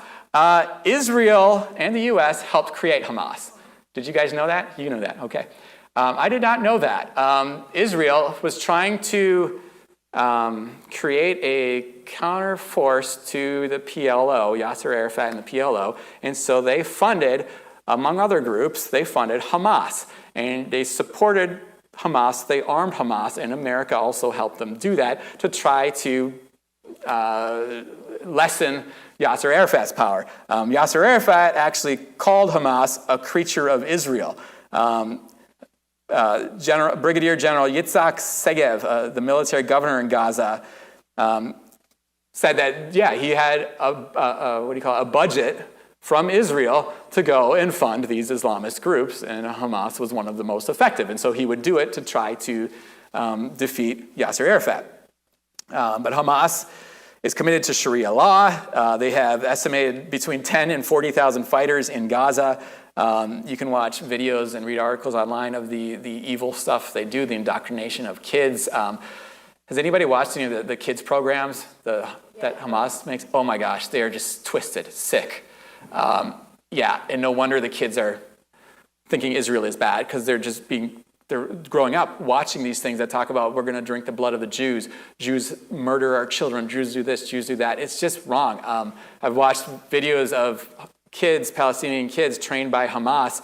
It's at I think it was a 5th grade graduation ceremony, where for their graduation ceremony, they have fake AK-47s, and their job is to go to do a fake battle killing Jews, and in like a fake Jewish city. It's like, this is not okay. That's bad. So Hamas does bad stuff. They use human shields, and this is something where I'm like, okay, a lot of things I was seeing about this, Israel said, it's like, Israel claims they use human shields. Claims they use human shields. Yeah, but do they? Because of course Israel's going to claim that, and the Palestinians will claim they don't. Oh, actually no, the Palestinians claim they do. Like, your average Palestinian citizen says, yeah, I've been a part of that. They have forced us to stand and be shot at and not let us flee. Also, some of the Palestinian leaders, Hamas leaders, have said, this is great glory. When the Israelites come to drop the bombs, stand on your roofs and God will protect you and you will go to paradise. This is the glory to die as a martyr. Yeah, they use human shields, and they use that. This is asymmetrical warfare. If anybody's interested, I can send you a very interesting video. This Navy SEAL, I think it was a Navy SEAL, he breaks down what Hamas's strategies they can't defeat Israel, so they want to win sympathy from the West, so the West will force Israel to allow Hamas to continue to thrive. And so how do they win sympathy from the West? Civilian casualties. So it's part of their strategy. So Hamas is bad for the Palestinians, bad for the Israelis. And in their 1988 charter, I read the whole charter, and it's filled with racist, anti-Semitic statements, crazed conspiracy theories, just whacked stuff about the Jews and the Freemasons, and they cause all the wars in the world, and they control all the finances, and it's just like, this is like listening to some weird right-wing radio host, like AM radio. Like, nobody listens to this, but it's in their 1988 charter. Now, disclaimer, 2017, Hamas redid their charter, and they removed a lot of the crazed racist stuff. And they made it more about political stuff, less about the Jews are evil. So I don't know what's really where Hamas is at today, but the original 1988 charter was bad. They said things like, in the face of the Jews' usurpation of Palestine, it is compulsory that the banner of jihad be raised. Jihad, meaning we're going to kill. Our struggle against the Jews is very great and very serious. The Prophet Allah, bless him and grant him salvation, the Prophet Allah, bless him and grant him salvation, has said, the day of judgment will not come about until Muslims fight the Jews, killing them, when the Jew will hide behind stones and trees. The stones and trees will say, oh Muslims, oh Abdullah, there's a Jew behind me, come and kill him. That's quoting from the Quran. It is necessary to instill the spirit of jihad in the heart of the nation so that they would confront the enemies and join the ranks of fighters. I swear by the holder of Muhammad's soul that I would like to invade and be killed for the sake of Allah, then invade and be killed again, and then invade again and be killed again. Nothing is more significant or deeper than in the case when an enemy should tread Muslim land. Resisting and quelling the enemy becomes the individual duty of every Muslim, male or female. Nationalism of the Islamic resistance movement, Hamas, is part of its religion. Its members have been fed on that. For the sake of hoisting the banner of Allah over their homeland, they fight. Leaving the circle of struggle with Zionism is high treason, and cursed be he who does that. So it's like, okay, if anybody has genocidal intentions, I would say it's Hamas. And I separate Hamas as a political movement, call them terrorists or call them freedom fighters. If you're Palestinian, you might think of them as freedom fighters, but I would separate that from your average Palestinian people. But I think Hamas preaches genocide against the Jews. Now, like I mentioned, 2017, they removed a lot of the overtly anti-Semitic crazed statements, and they clarified that their fight is a political fight, more political fight than a religious fight. So what is really the current truth, I'm not sure exactly, but looking at the evidence and what Hamas does, I think they would kill the Jews, want to kill the Jews. So I would say they're guilty of genocide more than the Israelis are. All right, but having said that, Israel has also done some very unsettling, unjust things toward the Palestinians in their history and even up to the modern day. I read way too many news articles about Israel, situations where like a teenage boy, a Palestinian boy, throws a rock at a tank. And so they arrest the boy, stick him in jail, they stick his dad in jail, his sister loses her job, and they bulldoze the family's home, let a Jew build his house there, and they force the Palestinians to live far, far away out in the countryside somewhere. That's not okay. And there's a lot of situations like that where Israel it's not been eye for an eye, it's been like, eye for two eyes, it's injustice. Some of what Israel has done against the Palestinians. They've built, when I was over in Israel, we had a Jewish tour guide, and so he's very pro-Israel, and right now he's fighting Hamas on behalf of Israel, rejoined the military. But while we were over there, we went to places where he's pointing out, he's like, yeah, this settlement here, this is illegal Jewish settlements in land that's actually, it's Palestinian land. And he pointed out a number of those. And we asked, well, what can the Palestinians do? And he said, nothing, because the government doesn't care. The Israeli government doesn't care, and the West supports Israel. This is an Israeli Jewish guy who is fighting Hamas right now. And he's willing to say, yeah, there are some wicked things, there's some bad things that the Israelis have done. Many times, their strategy was they would move into Palestinian homes, or they go and they bulldoze the Palestinian home and they build their home on there. And then because the Jews are more well-connected and well-funded, the Palestinian can't do anything about it. After Israel became a nation in 1948, they went and they changed all the maps of the area. The area had been called Palestine. Going all the way back to the Greek times, it was referred to variously as Palestine, Israel, Syrio-Palestine, a lot of different names, but going back, it was sometime in the Greek world that it was first referred to, I believe it was then as Palestine, Palessa, something like that, going back to Philistines, their name for the Philistines that were living there. So after Israel became a nation, they changed all the street names, all the city names, all the hill names, the river names, from Palestinian Arabic words to Hebrew words. That's a sign of genocide. I mean, that's it's a genocidal tactic, trying to wipe out a cultural identity. Israeli government officials have refused to acknowledge that the Palestinians are a cultural identity. The Prime Minister, Golda Meir, is famous for saying many statements to that effect of, there were no Palestinians here. The Palestinians are not a people. The Palestinians don't have a culture. It's like very degrading. And you could say, take it from her angle. She's like, I think she's meaning it like they're Arabs. They're Arabs like everybody else. But from the Palestinians, they're like, no, we're a distinct group of Arabs, and now you're stealing our cultural identity. That is a tactic of genocide. So do I believe Israel is committing genocide? No, but they have done some really evil things that are tactics that are used by those who do commit genocide. And I think if you ask them about it, they would say, well, many of them, they'd say we had good intentions, or we did it for good reasons, but still it's like, but it's bad. Here's a statement from Israeli author Simcha Flipan in the book The Birth of Israel. They're talking about the first Arab-Israeli war in 1948, or if you're Israeli, the War of Independence. Says, so David Ben-Gurion, he was the first Israeli prime minister, and he really led the charge for Israel to declare that they were a nation. And it says that his ultimate aim during this War of Independence was to evacuate as much of the Arab population as possible from the Jewish state can hardly be doubted, if only from the variety of means he employed to achieve his purpose, most decisively the destruction of whole villages and the eviction of their inhabitants, even if they had not participated in the war and stayed in Israel, hoping to live in peace and equality.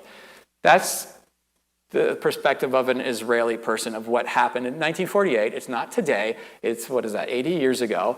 But that's a very genocidal type thing. So you could maybe argue at the time, back then in the 40s, they were hoping for genocide. I'm not so certain about that, but it's possible.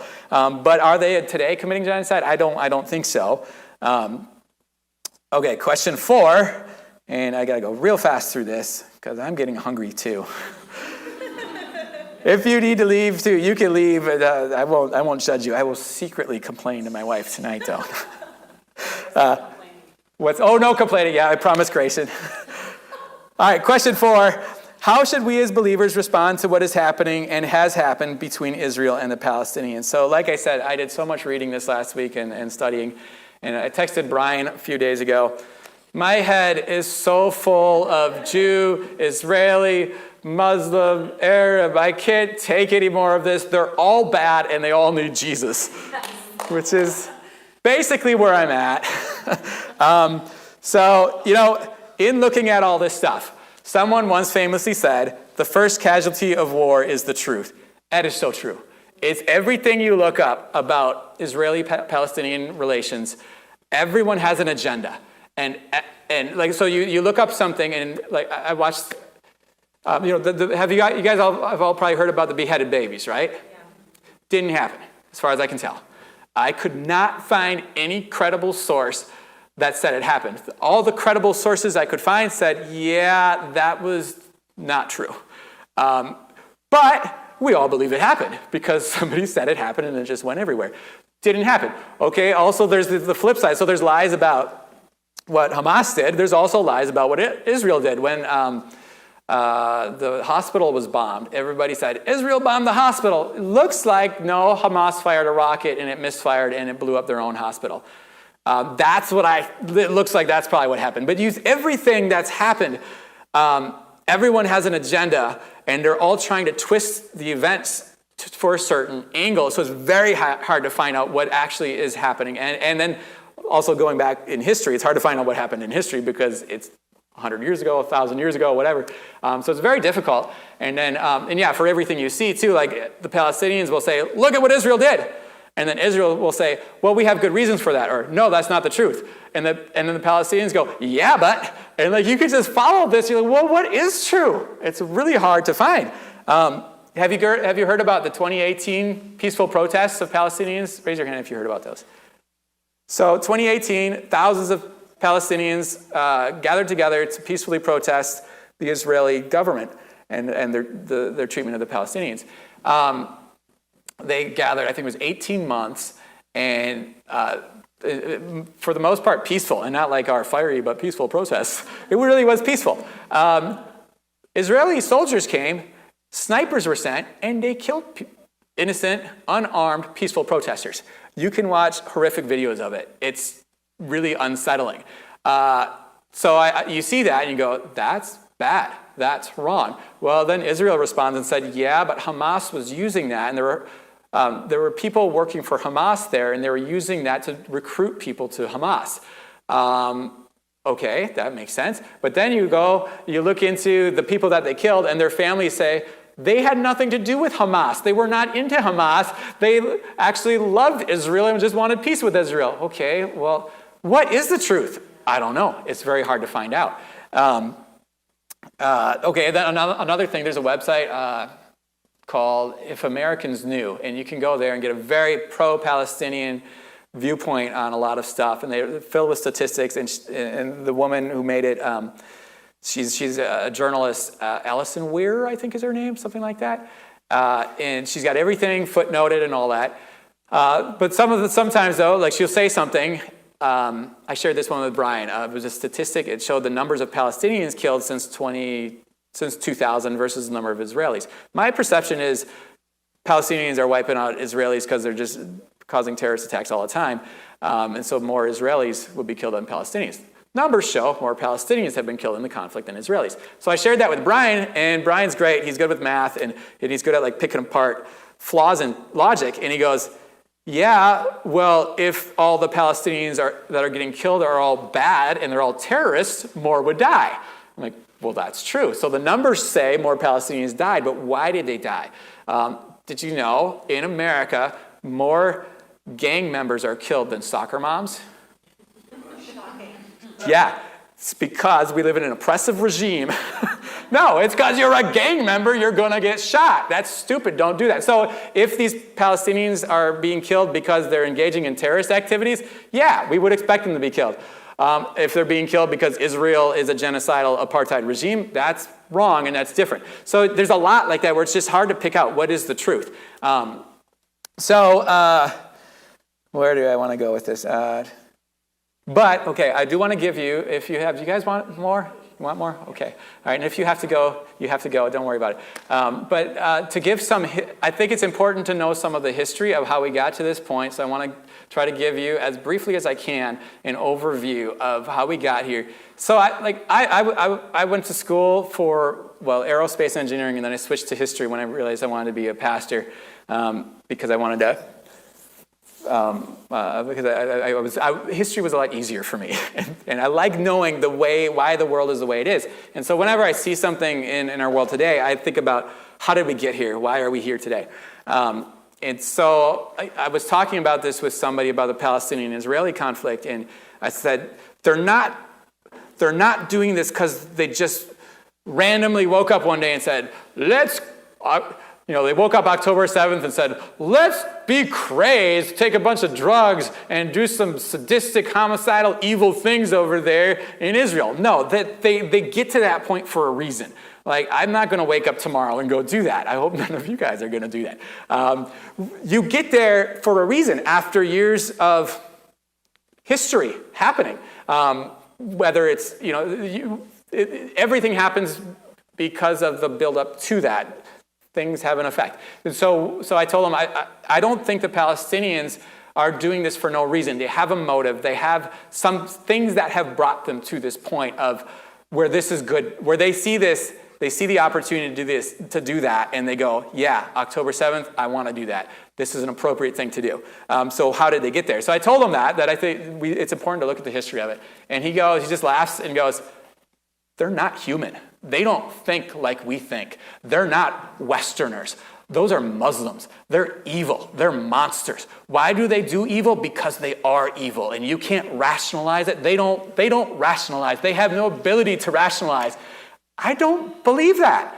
I don't think that's scriptural. We are all made in the image of God. Yeah, bad doctrines and bad ideologies and bad religions and demonic spirits can twist you and pervert you and distort you so much where you start to act like an animal, but you're a human.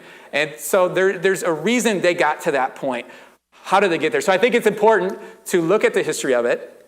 And now I think it's important to say, no matter what the history is, to bring Israel and Palestine to this point, and no matter how guilty Israel may be or Palestine may be, we are at this point today, and we can't go back in time. You can't make Israel disappear. You can't undo what was done. And so now And modern Israelis are not guilty for what their grandparents or great-grandparents did. Modern Israelis are guilty for whatever you are doing. I'm guilty for whatever I do. I'm not guilty for what my government does.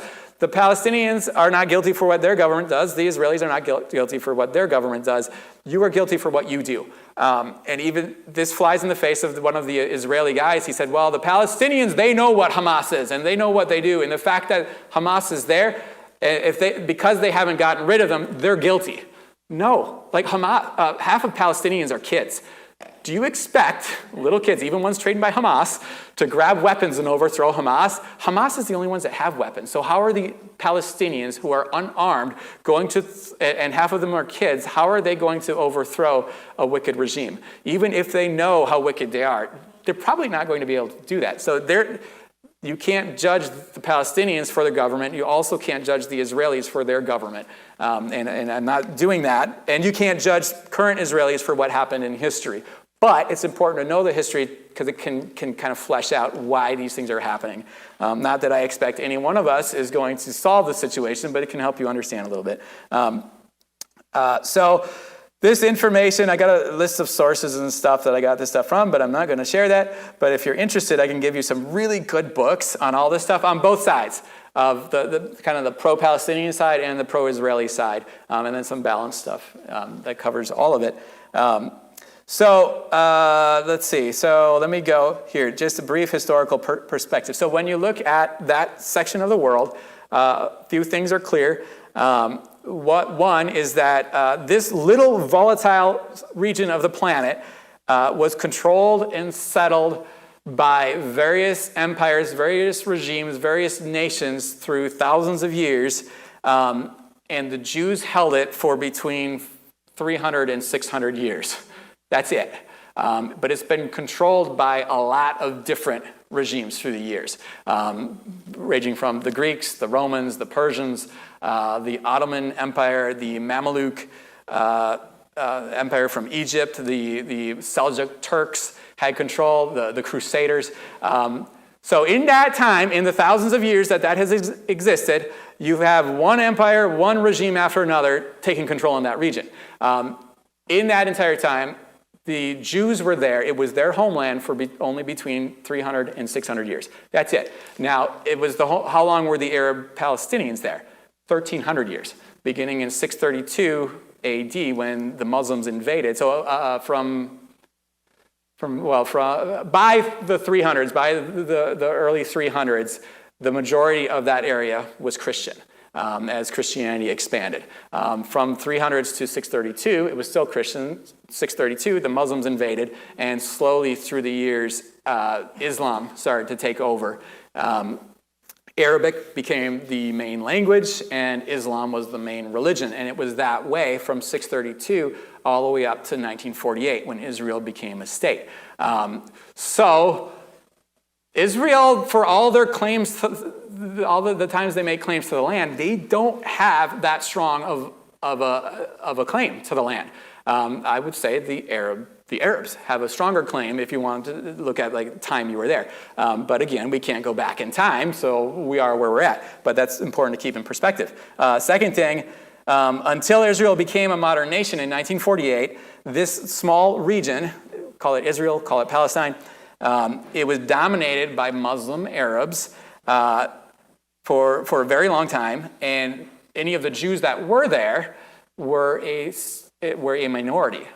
They were as small as, well, never since, from the destruction of Jerusalem in, I think it was 538 BC, all the way up to just a few years ago, Jews were the minority in Israel, Palestine. All the way from over 500 BC to just a few years ago. More Jews lived outside of Israel than within Israel. That's what I meant to say. And all the way up until shortly after, sometime in the 1950s probably, Jews were the minority in that whole region. In 1948, they were only 30% of the region when they declared statehood. Third thing, historically, that you learn is, so there was a movement called Zionism. And in Hamas, in their current charter makes a distinction between Jews and Zionists. We hear the term Zionist, and we typically, whenever we hear a Palestinian say that, we go, oh, they mean Jew. They don't mean Jew. Zionist was a political movement that started in the 1880s. During the 1800s, there's a fascinating time in history where the Italians, the Germans, and even African Americans were talking about getting a homeland. The Jews were doing the same thing. It started in the 1840s. There was a Christian doctrine started by John Darby. You might have heard of the Darby Bible. He started a doctrine called dispensationalism, which taught that for Jesus to come back, there needed to be a modern nation of Israel with a temple. John Darby started to teach that. Certain Jews around the 1880s then, and Christians started to teach that and kind of push toward, the Jews should have a nation. And then Jews grabbed a hold of it as well and said, why don't we have a nation? And there was anti-Semitism in Europe. And then you have World War I, even more anti-Semitism. World War II, you've got the Holocaust. And so there's this real push, especially among European Jews, but Jews throughout the world, that we need a homeland. And so that's Zionists. Zionists were the Jews, starting in the 1880s, that said, we deserve a homeland where we won't be persecuted. And they looked at a number of different places. They looked at Uganda. They looked at Argentina, Crete, I think it was, and Texas, actually. And they decided on Palestine, Israel. And they said, this is the place. And so there was a movement then, starting in the 1880s, of Zionists, Jews saying, we need a homeland, we deserve a homeland, and it's going to be Palestine.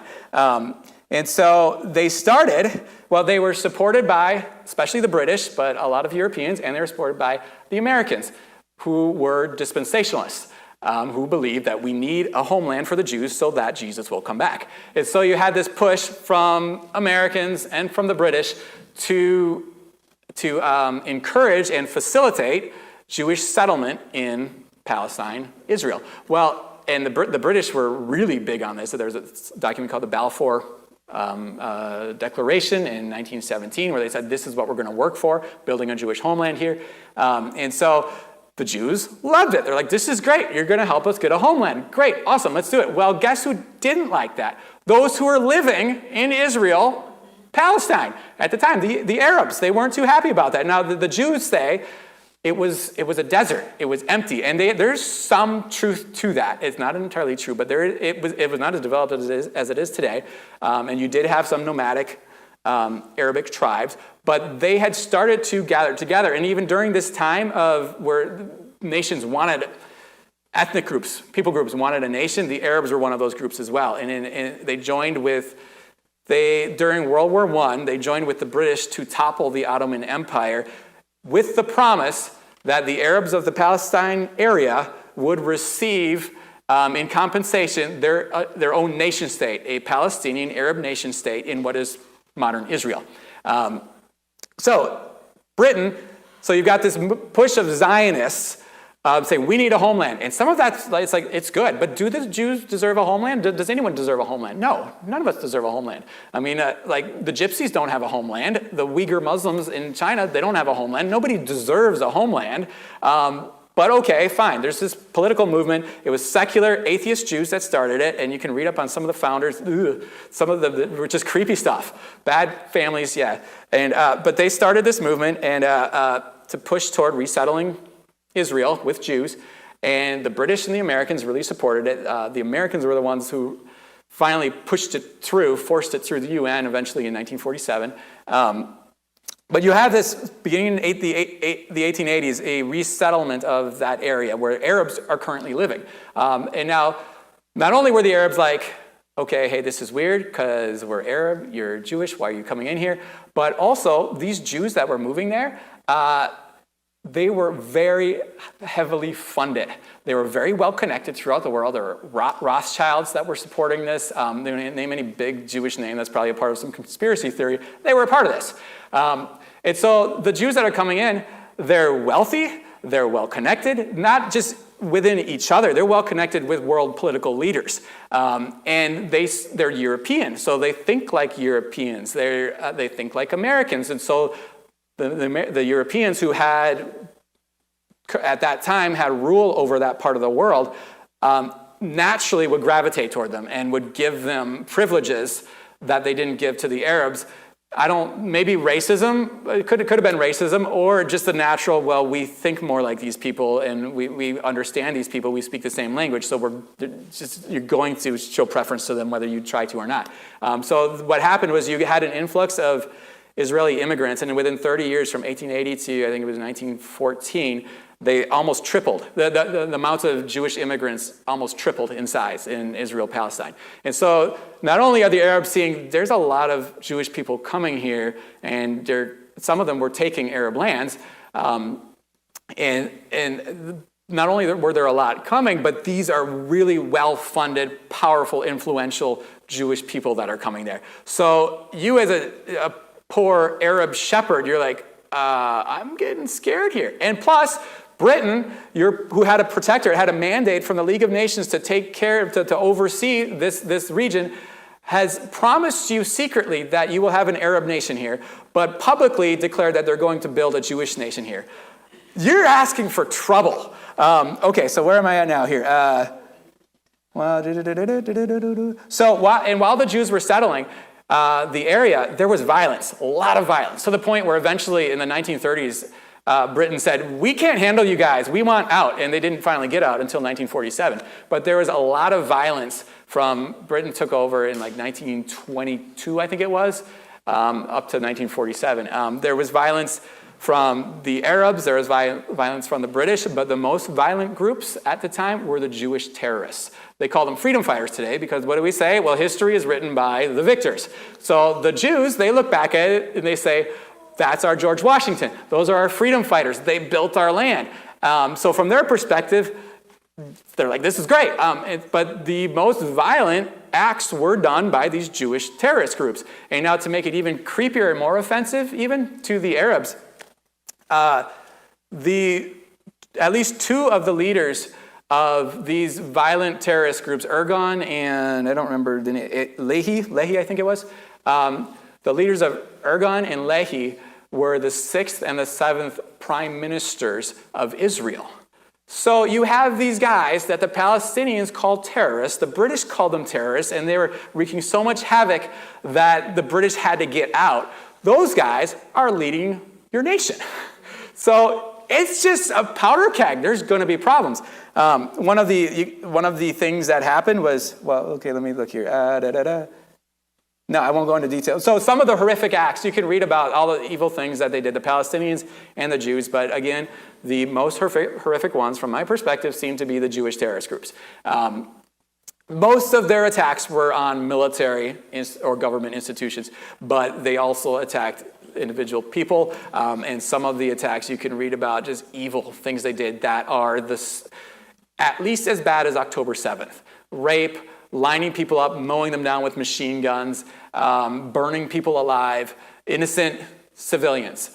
Going into a town, they went into a town of 600 and killed, nobody knows exactly how many. The estimate is between 100 and 250 people, Palestinians, a village. People were bad all around. And the Palestinians also, same thing. The Arabs were fighting the Jews were fighting the Arabs, both of them were fighting the British, bombing buildings, blowing up bridges, assassinating British officials, so violence all around, but the Jewish terrorist groups were the worst.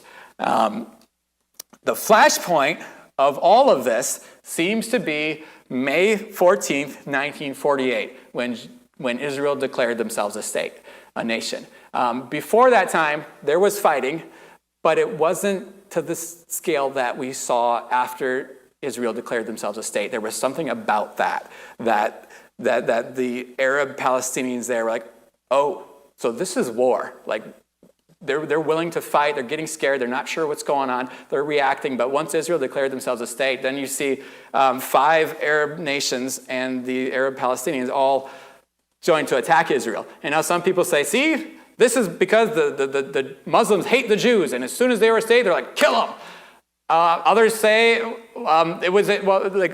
and I don't think that really makes sense, because why didn't they do that earlier? I think they probably saw, shoot, any chance for us to build a Palestinian state is gone, because Europe pulled out, Israel has declared that they're a nation, and we know what the Zionist political movement does, that they want to take over the whole area. And they were building settlements, they were kicking out Arabs, they were stealing Arab land, they refused to, there was a doctrine called something labor, I can't remember what it's called now, but a doctrine among the Zionist movement where they would not work for or work with or hire Arabs, they would work with Jews. That's it, because they wanted to build their Jewish state. And so you as an Arab, you see this, and then you see these are the most frightening terrorists, freedom fighters, that we've had to deal with, and now they're in control.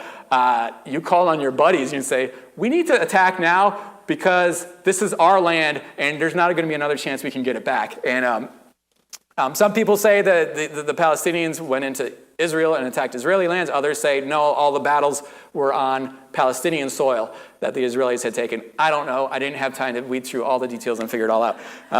But what's that? Yeah, I'm sorry. I'm really sorry. Okay, but 1947, the UN said, okay, we're going to split it between Palestinian and Arab, and we're going to give the Arabs, we're going to split it between Palestinian and Jew. We're going to give the Palestinians 48% of the land, and we're going to give the Jews 52% of the land. This was a problem because the Jews were 30% of the people and owned 7% of the land at the time. So suddenly the Palestinians have most of their land stolen. And so they rose up and attacked Israel to try to get their land back. Didn't work.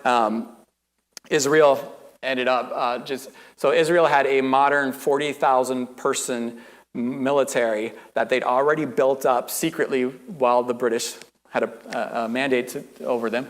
And they were funded by Americans and armed to the teeth with expensive modern American weapons. The Arabs, Jordan was the only country that had an actual army. The rest, it was peasants just rising up. So what happened is Israel just destroyed them, slaughtered them left and right. And you can read some just vicious, evil things that the Israelis said and like the glee that they had as they wiped them out, reminiscent of October 7th. So, and again, this is not saying October 7th was good or excusable. And it's not saying what Israel did was good and excusable. It's saying they're all bad, but you can see why the Palestinians have a hard time wanting to make peace with Israel then. So this was the War of Independence, or the first Arab-Israeli War. And when that happened, so 1948, May 14th, 1948, is when that first, May 14th, Ben-Gurion declared Israel is its own nation, a Jewish state, and May 15th is when the Arabs attacked. But not all the Arabs were a part of it. It's not like all, 3 million Arabs gathered and they're like, we're going to crush Israel. No, you had a lot of people that were not a part of the war, did not want to fight.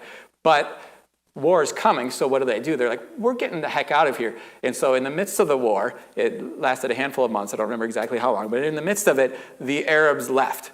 700,000 left as refugees. And some people say that the leaders of the Arab army told the non-combatants, run away, and then when we beat Israel, you can go back. And I don't know if you've heard this lie. I've heard that, or heard this line.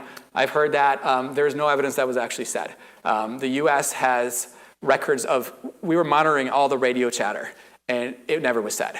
But regardless, so these people freaked out. They ran away. They didn't want to fight. They ran away. Israel fights the war. They have a modern military. They slaughter people left and right. They take the land. And then after the war, what is supposed to happen is then you let the non-combatants come back. Let them into their homes. Israel didn't do that. 750,000 Palestinians were run out of their lands, and when they came to come back, they were met at gunpoint, or they were met by their home was bulldozed, and they weren't allowed to come back. 200,000 ended up in a tiny strip of land called the Gaza Strip. And so they've been there since that time. 70% of the people who live in Gaza are directly there because of that war. Some of the people that are there actually were little kids and or teenagers got up and left during that war. Others, their parents were there during that war. But 70% of Gaza is in Gaza because of a result of the war that Israel started. because of the war that happened then when Israel became a nation, and they were not allowed back into their lands. Now, also what happened at that time is 500 Palestinian cities were completely destroyed. And so you have 750,000 people, refugees now, run out of their homes. 500 of your towns are destroyed. Your society is in ruins. 200,000 people added to Gaza. I forgot the population that they had at the time, but it increased it hugely. And so you can just imagine why the Palestinians have problems today. Try to resolve that in 80 years. And without God, and with all the bitterness and the hurt and the anger and the rejection and all the pent-up frustrations and continuing problems, at least from their perspective. I've heard stories, Jewish people or Israelis, they say, well, we keep offering, I've read an article where an Israeli was like, we keep offering help. We keep saying, hey, come be our friends, but they don't want to be our friends. Yeah, because you treated them like that. And okay, ultimately, we can't go back in time. We can't delete that stuff. So yeah, the Palestinians need to repent. They need to forgive. They need to make friends and make peace. Israel, same thing. So they do have to get over it. Or we're just going to have the same thing over and over again, fighting and refighting again and again. But going through some of that, you can see why there's some hostility. And ultimately, my opinion is I don't think Israel should have ever been made a state. I don't think biblically you don't see any promise that God would remake the state of Israel over there. They lost the land. After they lost the land the first time, God did promise to bring them back. But once he brought them back, he didn't say you're going to lose the land. He did say that they would lose the land again. Jesus prophesied it. But he didn't say, there was never any promise in the New Testament of them coming back again to the land. So I don't think God built it. I don't think people should have gotten involved to encourage this. I don't think America or Europe should have done this. If anything, Europe has been the capital of anti-Semitism throughout history. If anything, Europe, to apologize for the Holocaust, should have said, hey, how about we give you a chunk of land in Germany? Or that would have been awesome. But instead they went, we don't want to give up our stuff. Hey, those Arabs can't say no, so we'll give the Arabs land to them. But we can't go back in time. You can't delete Israel. You can't undo what's done. So, all right, now we got to make peace. So, all right, how should we as Christians respond? Admit the situation is messy and complicated. People seem very either pro-Israel or pro-Palestine. It's can we all just simmer down and realize it's way more complicated? So I think we got to admit it's complicated. It's messy. Number two, I think we should love Jesus because he's the answer. I think we should treat all Israelis and Palestinians with dignity and honor, no matter what, even the terrorists, even the colonizers, whatever you want to call them, they are all deserving of dignity and respect and love because they're made in the image of God. And I think we as Christians should model that and treat them well, love them, forgive them. And I think we should give everyone the freedom to have their own opinion, their own political opinion about this. Like I said, I don't believe that Israel should have ever been made a state. I should be able to say that. Now, unfortunately, if I say that, my Jewish friends will probably call me anti-Semitic. And my Jewish friend, I have one token Jewish friend. It's not. I'm not anti-Jewish. I just think you should never have done that. I don't think that was right. I should be able to say that. I should be able to say I think Israel should wipe out Hamas because I think Hamas is evil, and if Israel doesn't do anything, Hamas is going to keep doing the same stuff again and again. And so I think Israel has a right to defend themselves, and I think politically they should wipe them out. If you disagree, you should be able to say, no, I think Palestine should be able to wipe out Israel and fight them until they get the whole land to themselves. Sure, fine, you can believe that if you want to. Let's respect each other. We can have different political opinions. It's not a problem. But let's love Jesus and love and respect everybody and see the image of God in them. And ultimately, this is the final thing, and this is the most important thing I'm going to say today. I think we should all thank God that we don't have to sort it out. Yes. So, all right, there you go. I tried to do that last bit quick. I'm sorry. It's 12:45 right now. You guys were wonderful and patient, and we don't always go this long. But when we do, we talk about complicated uncomfortable topics. All right, let me pray. Jesus, thank you so much that you are in charge. Thank you that you're the king, that you rule the world, and that you're coming back one day, and you're going to sort through everything. Lord, thank you that you are a God of justice. You're a good God. You're a loving God. And Lord, thank you that we don't have to sort out and solve all the atrocities and the problems and the injustices that we see in the world today. Lord, you've got it sorted out, and you know what you're doing, and we thank you for that. Father, I pray that you would bless us, that your peace would be upon us, and that we would be bringers of love and reconciliation and forgiveness wherever we go. In Jesus' name, amen.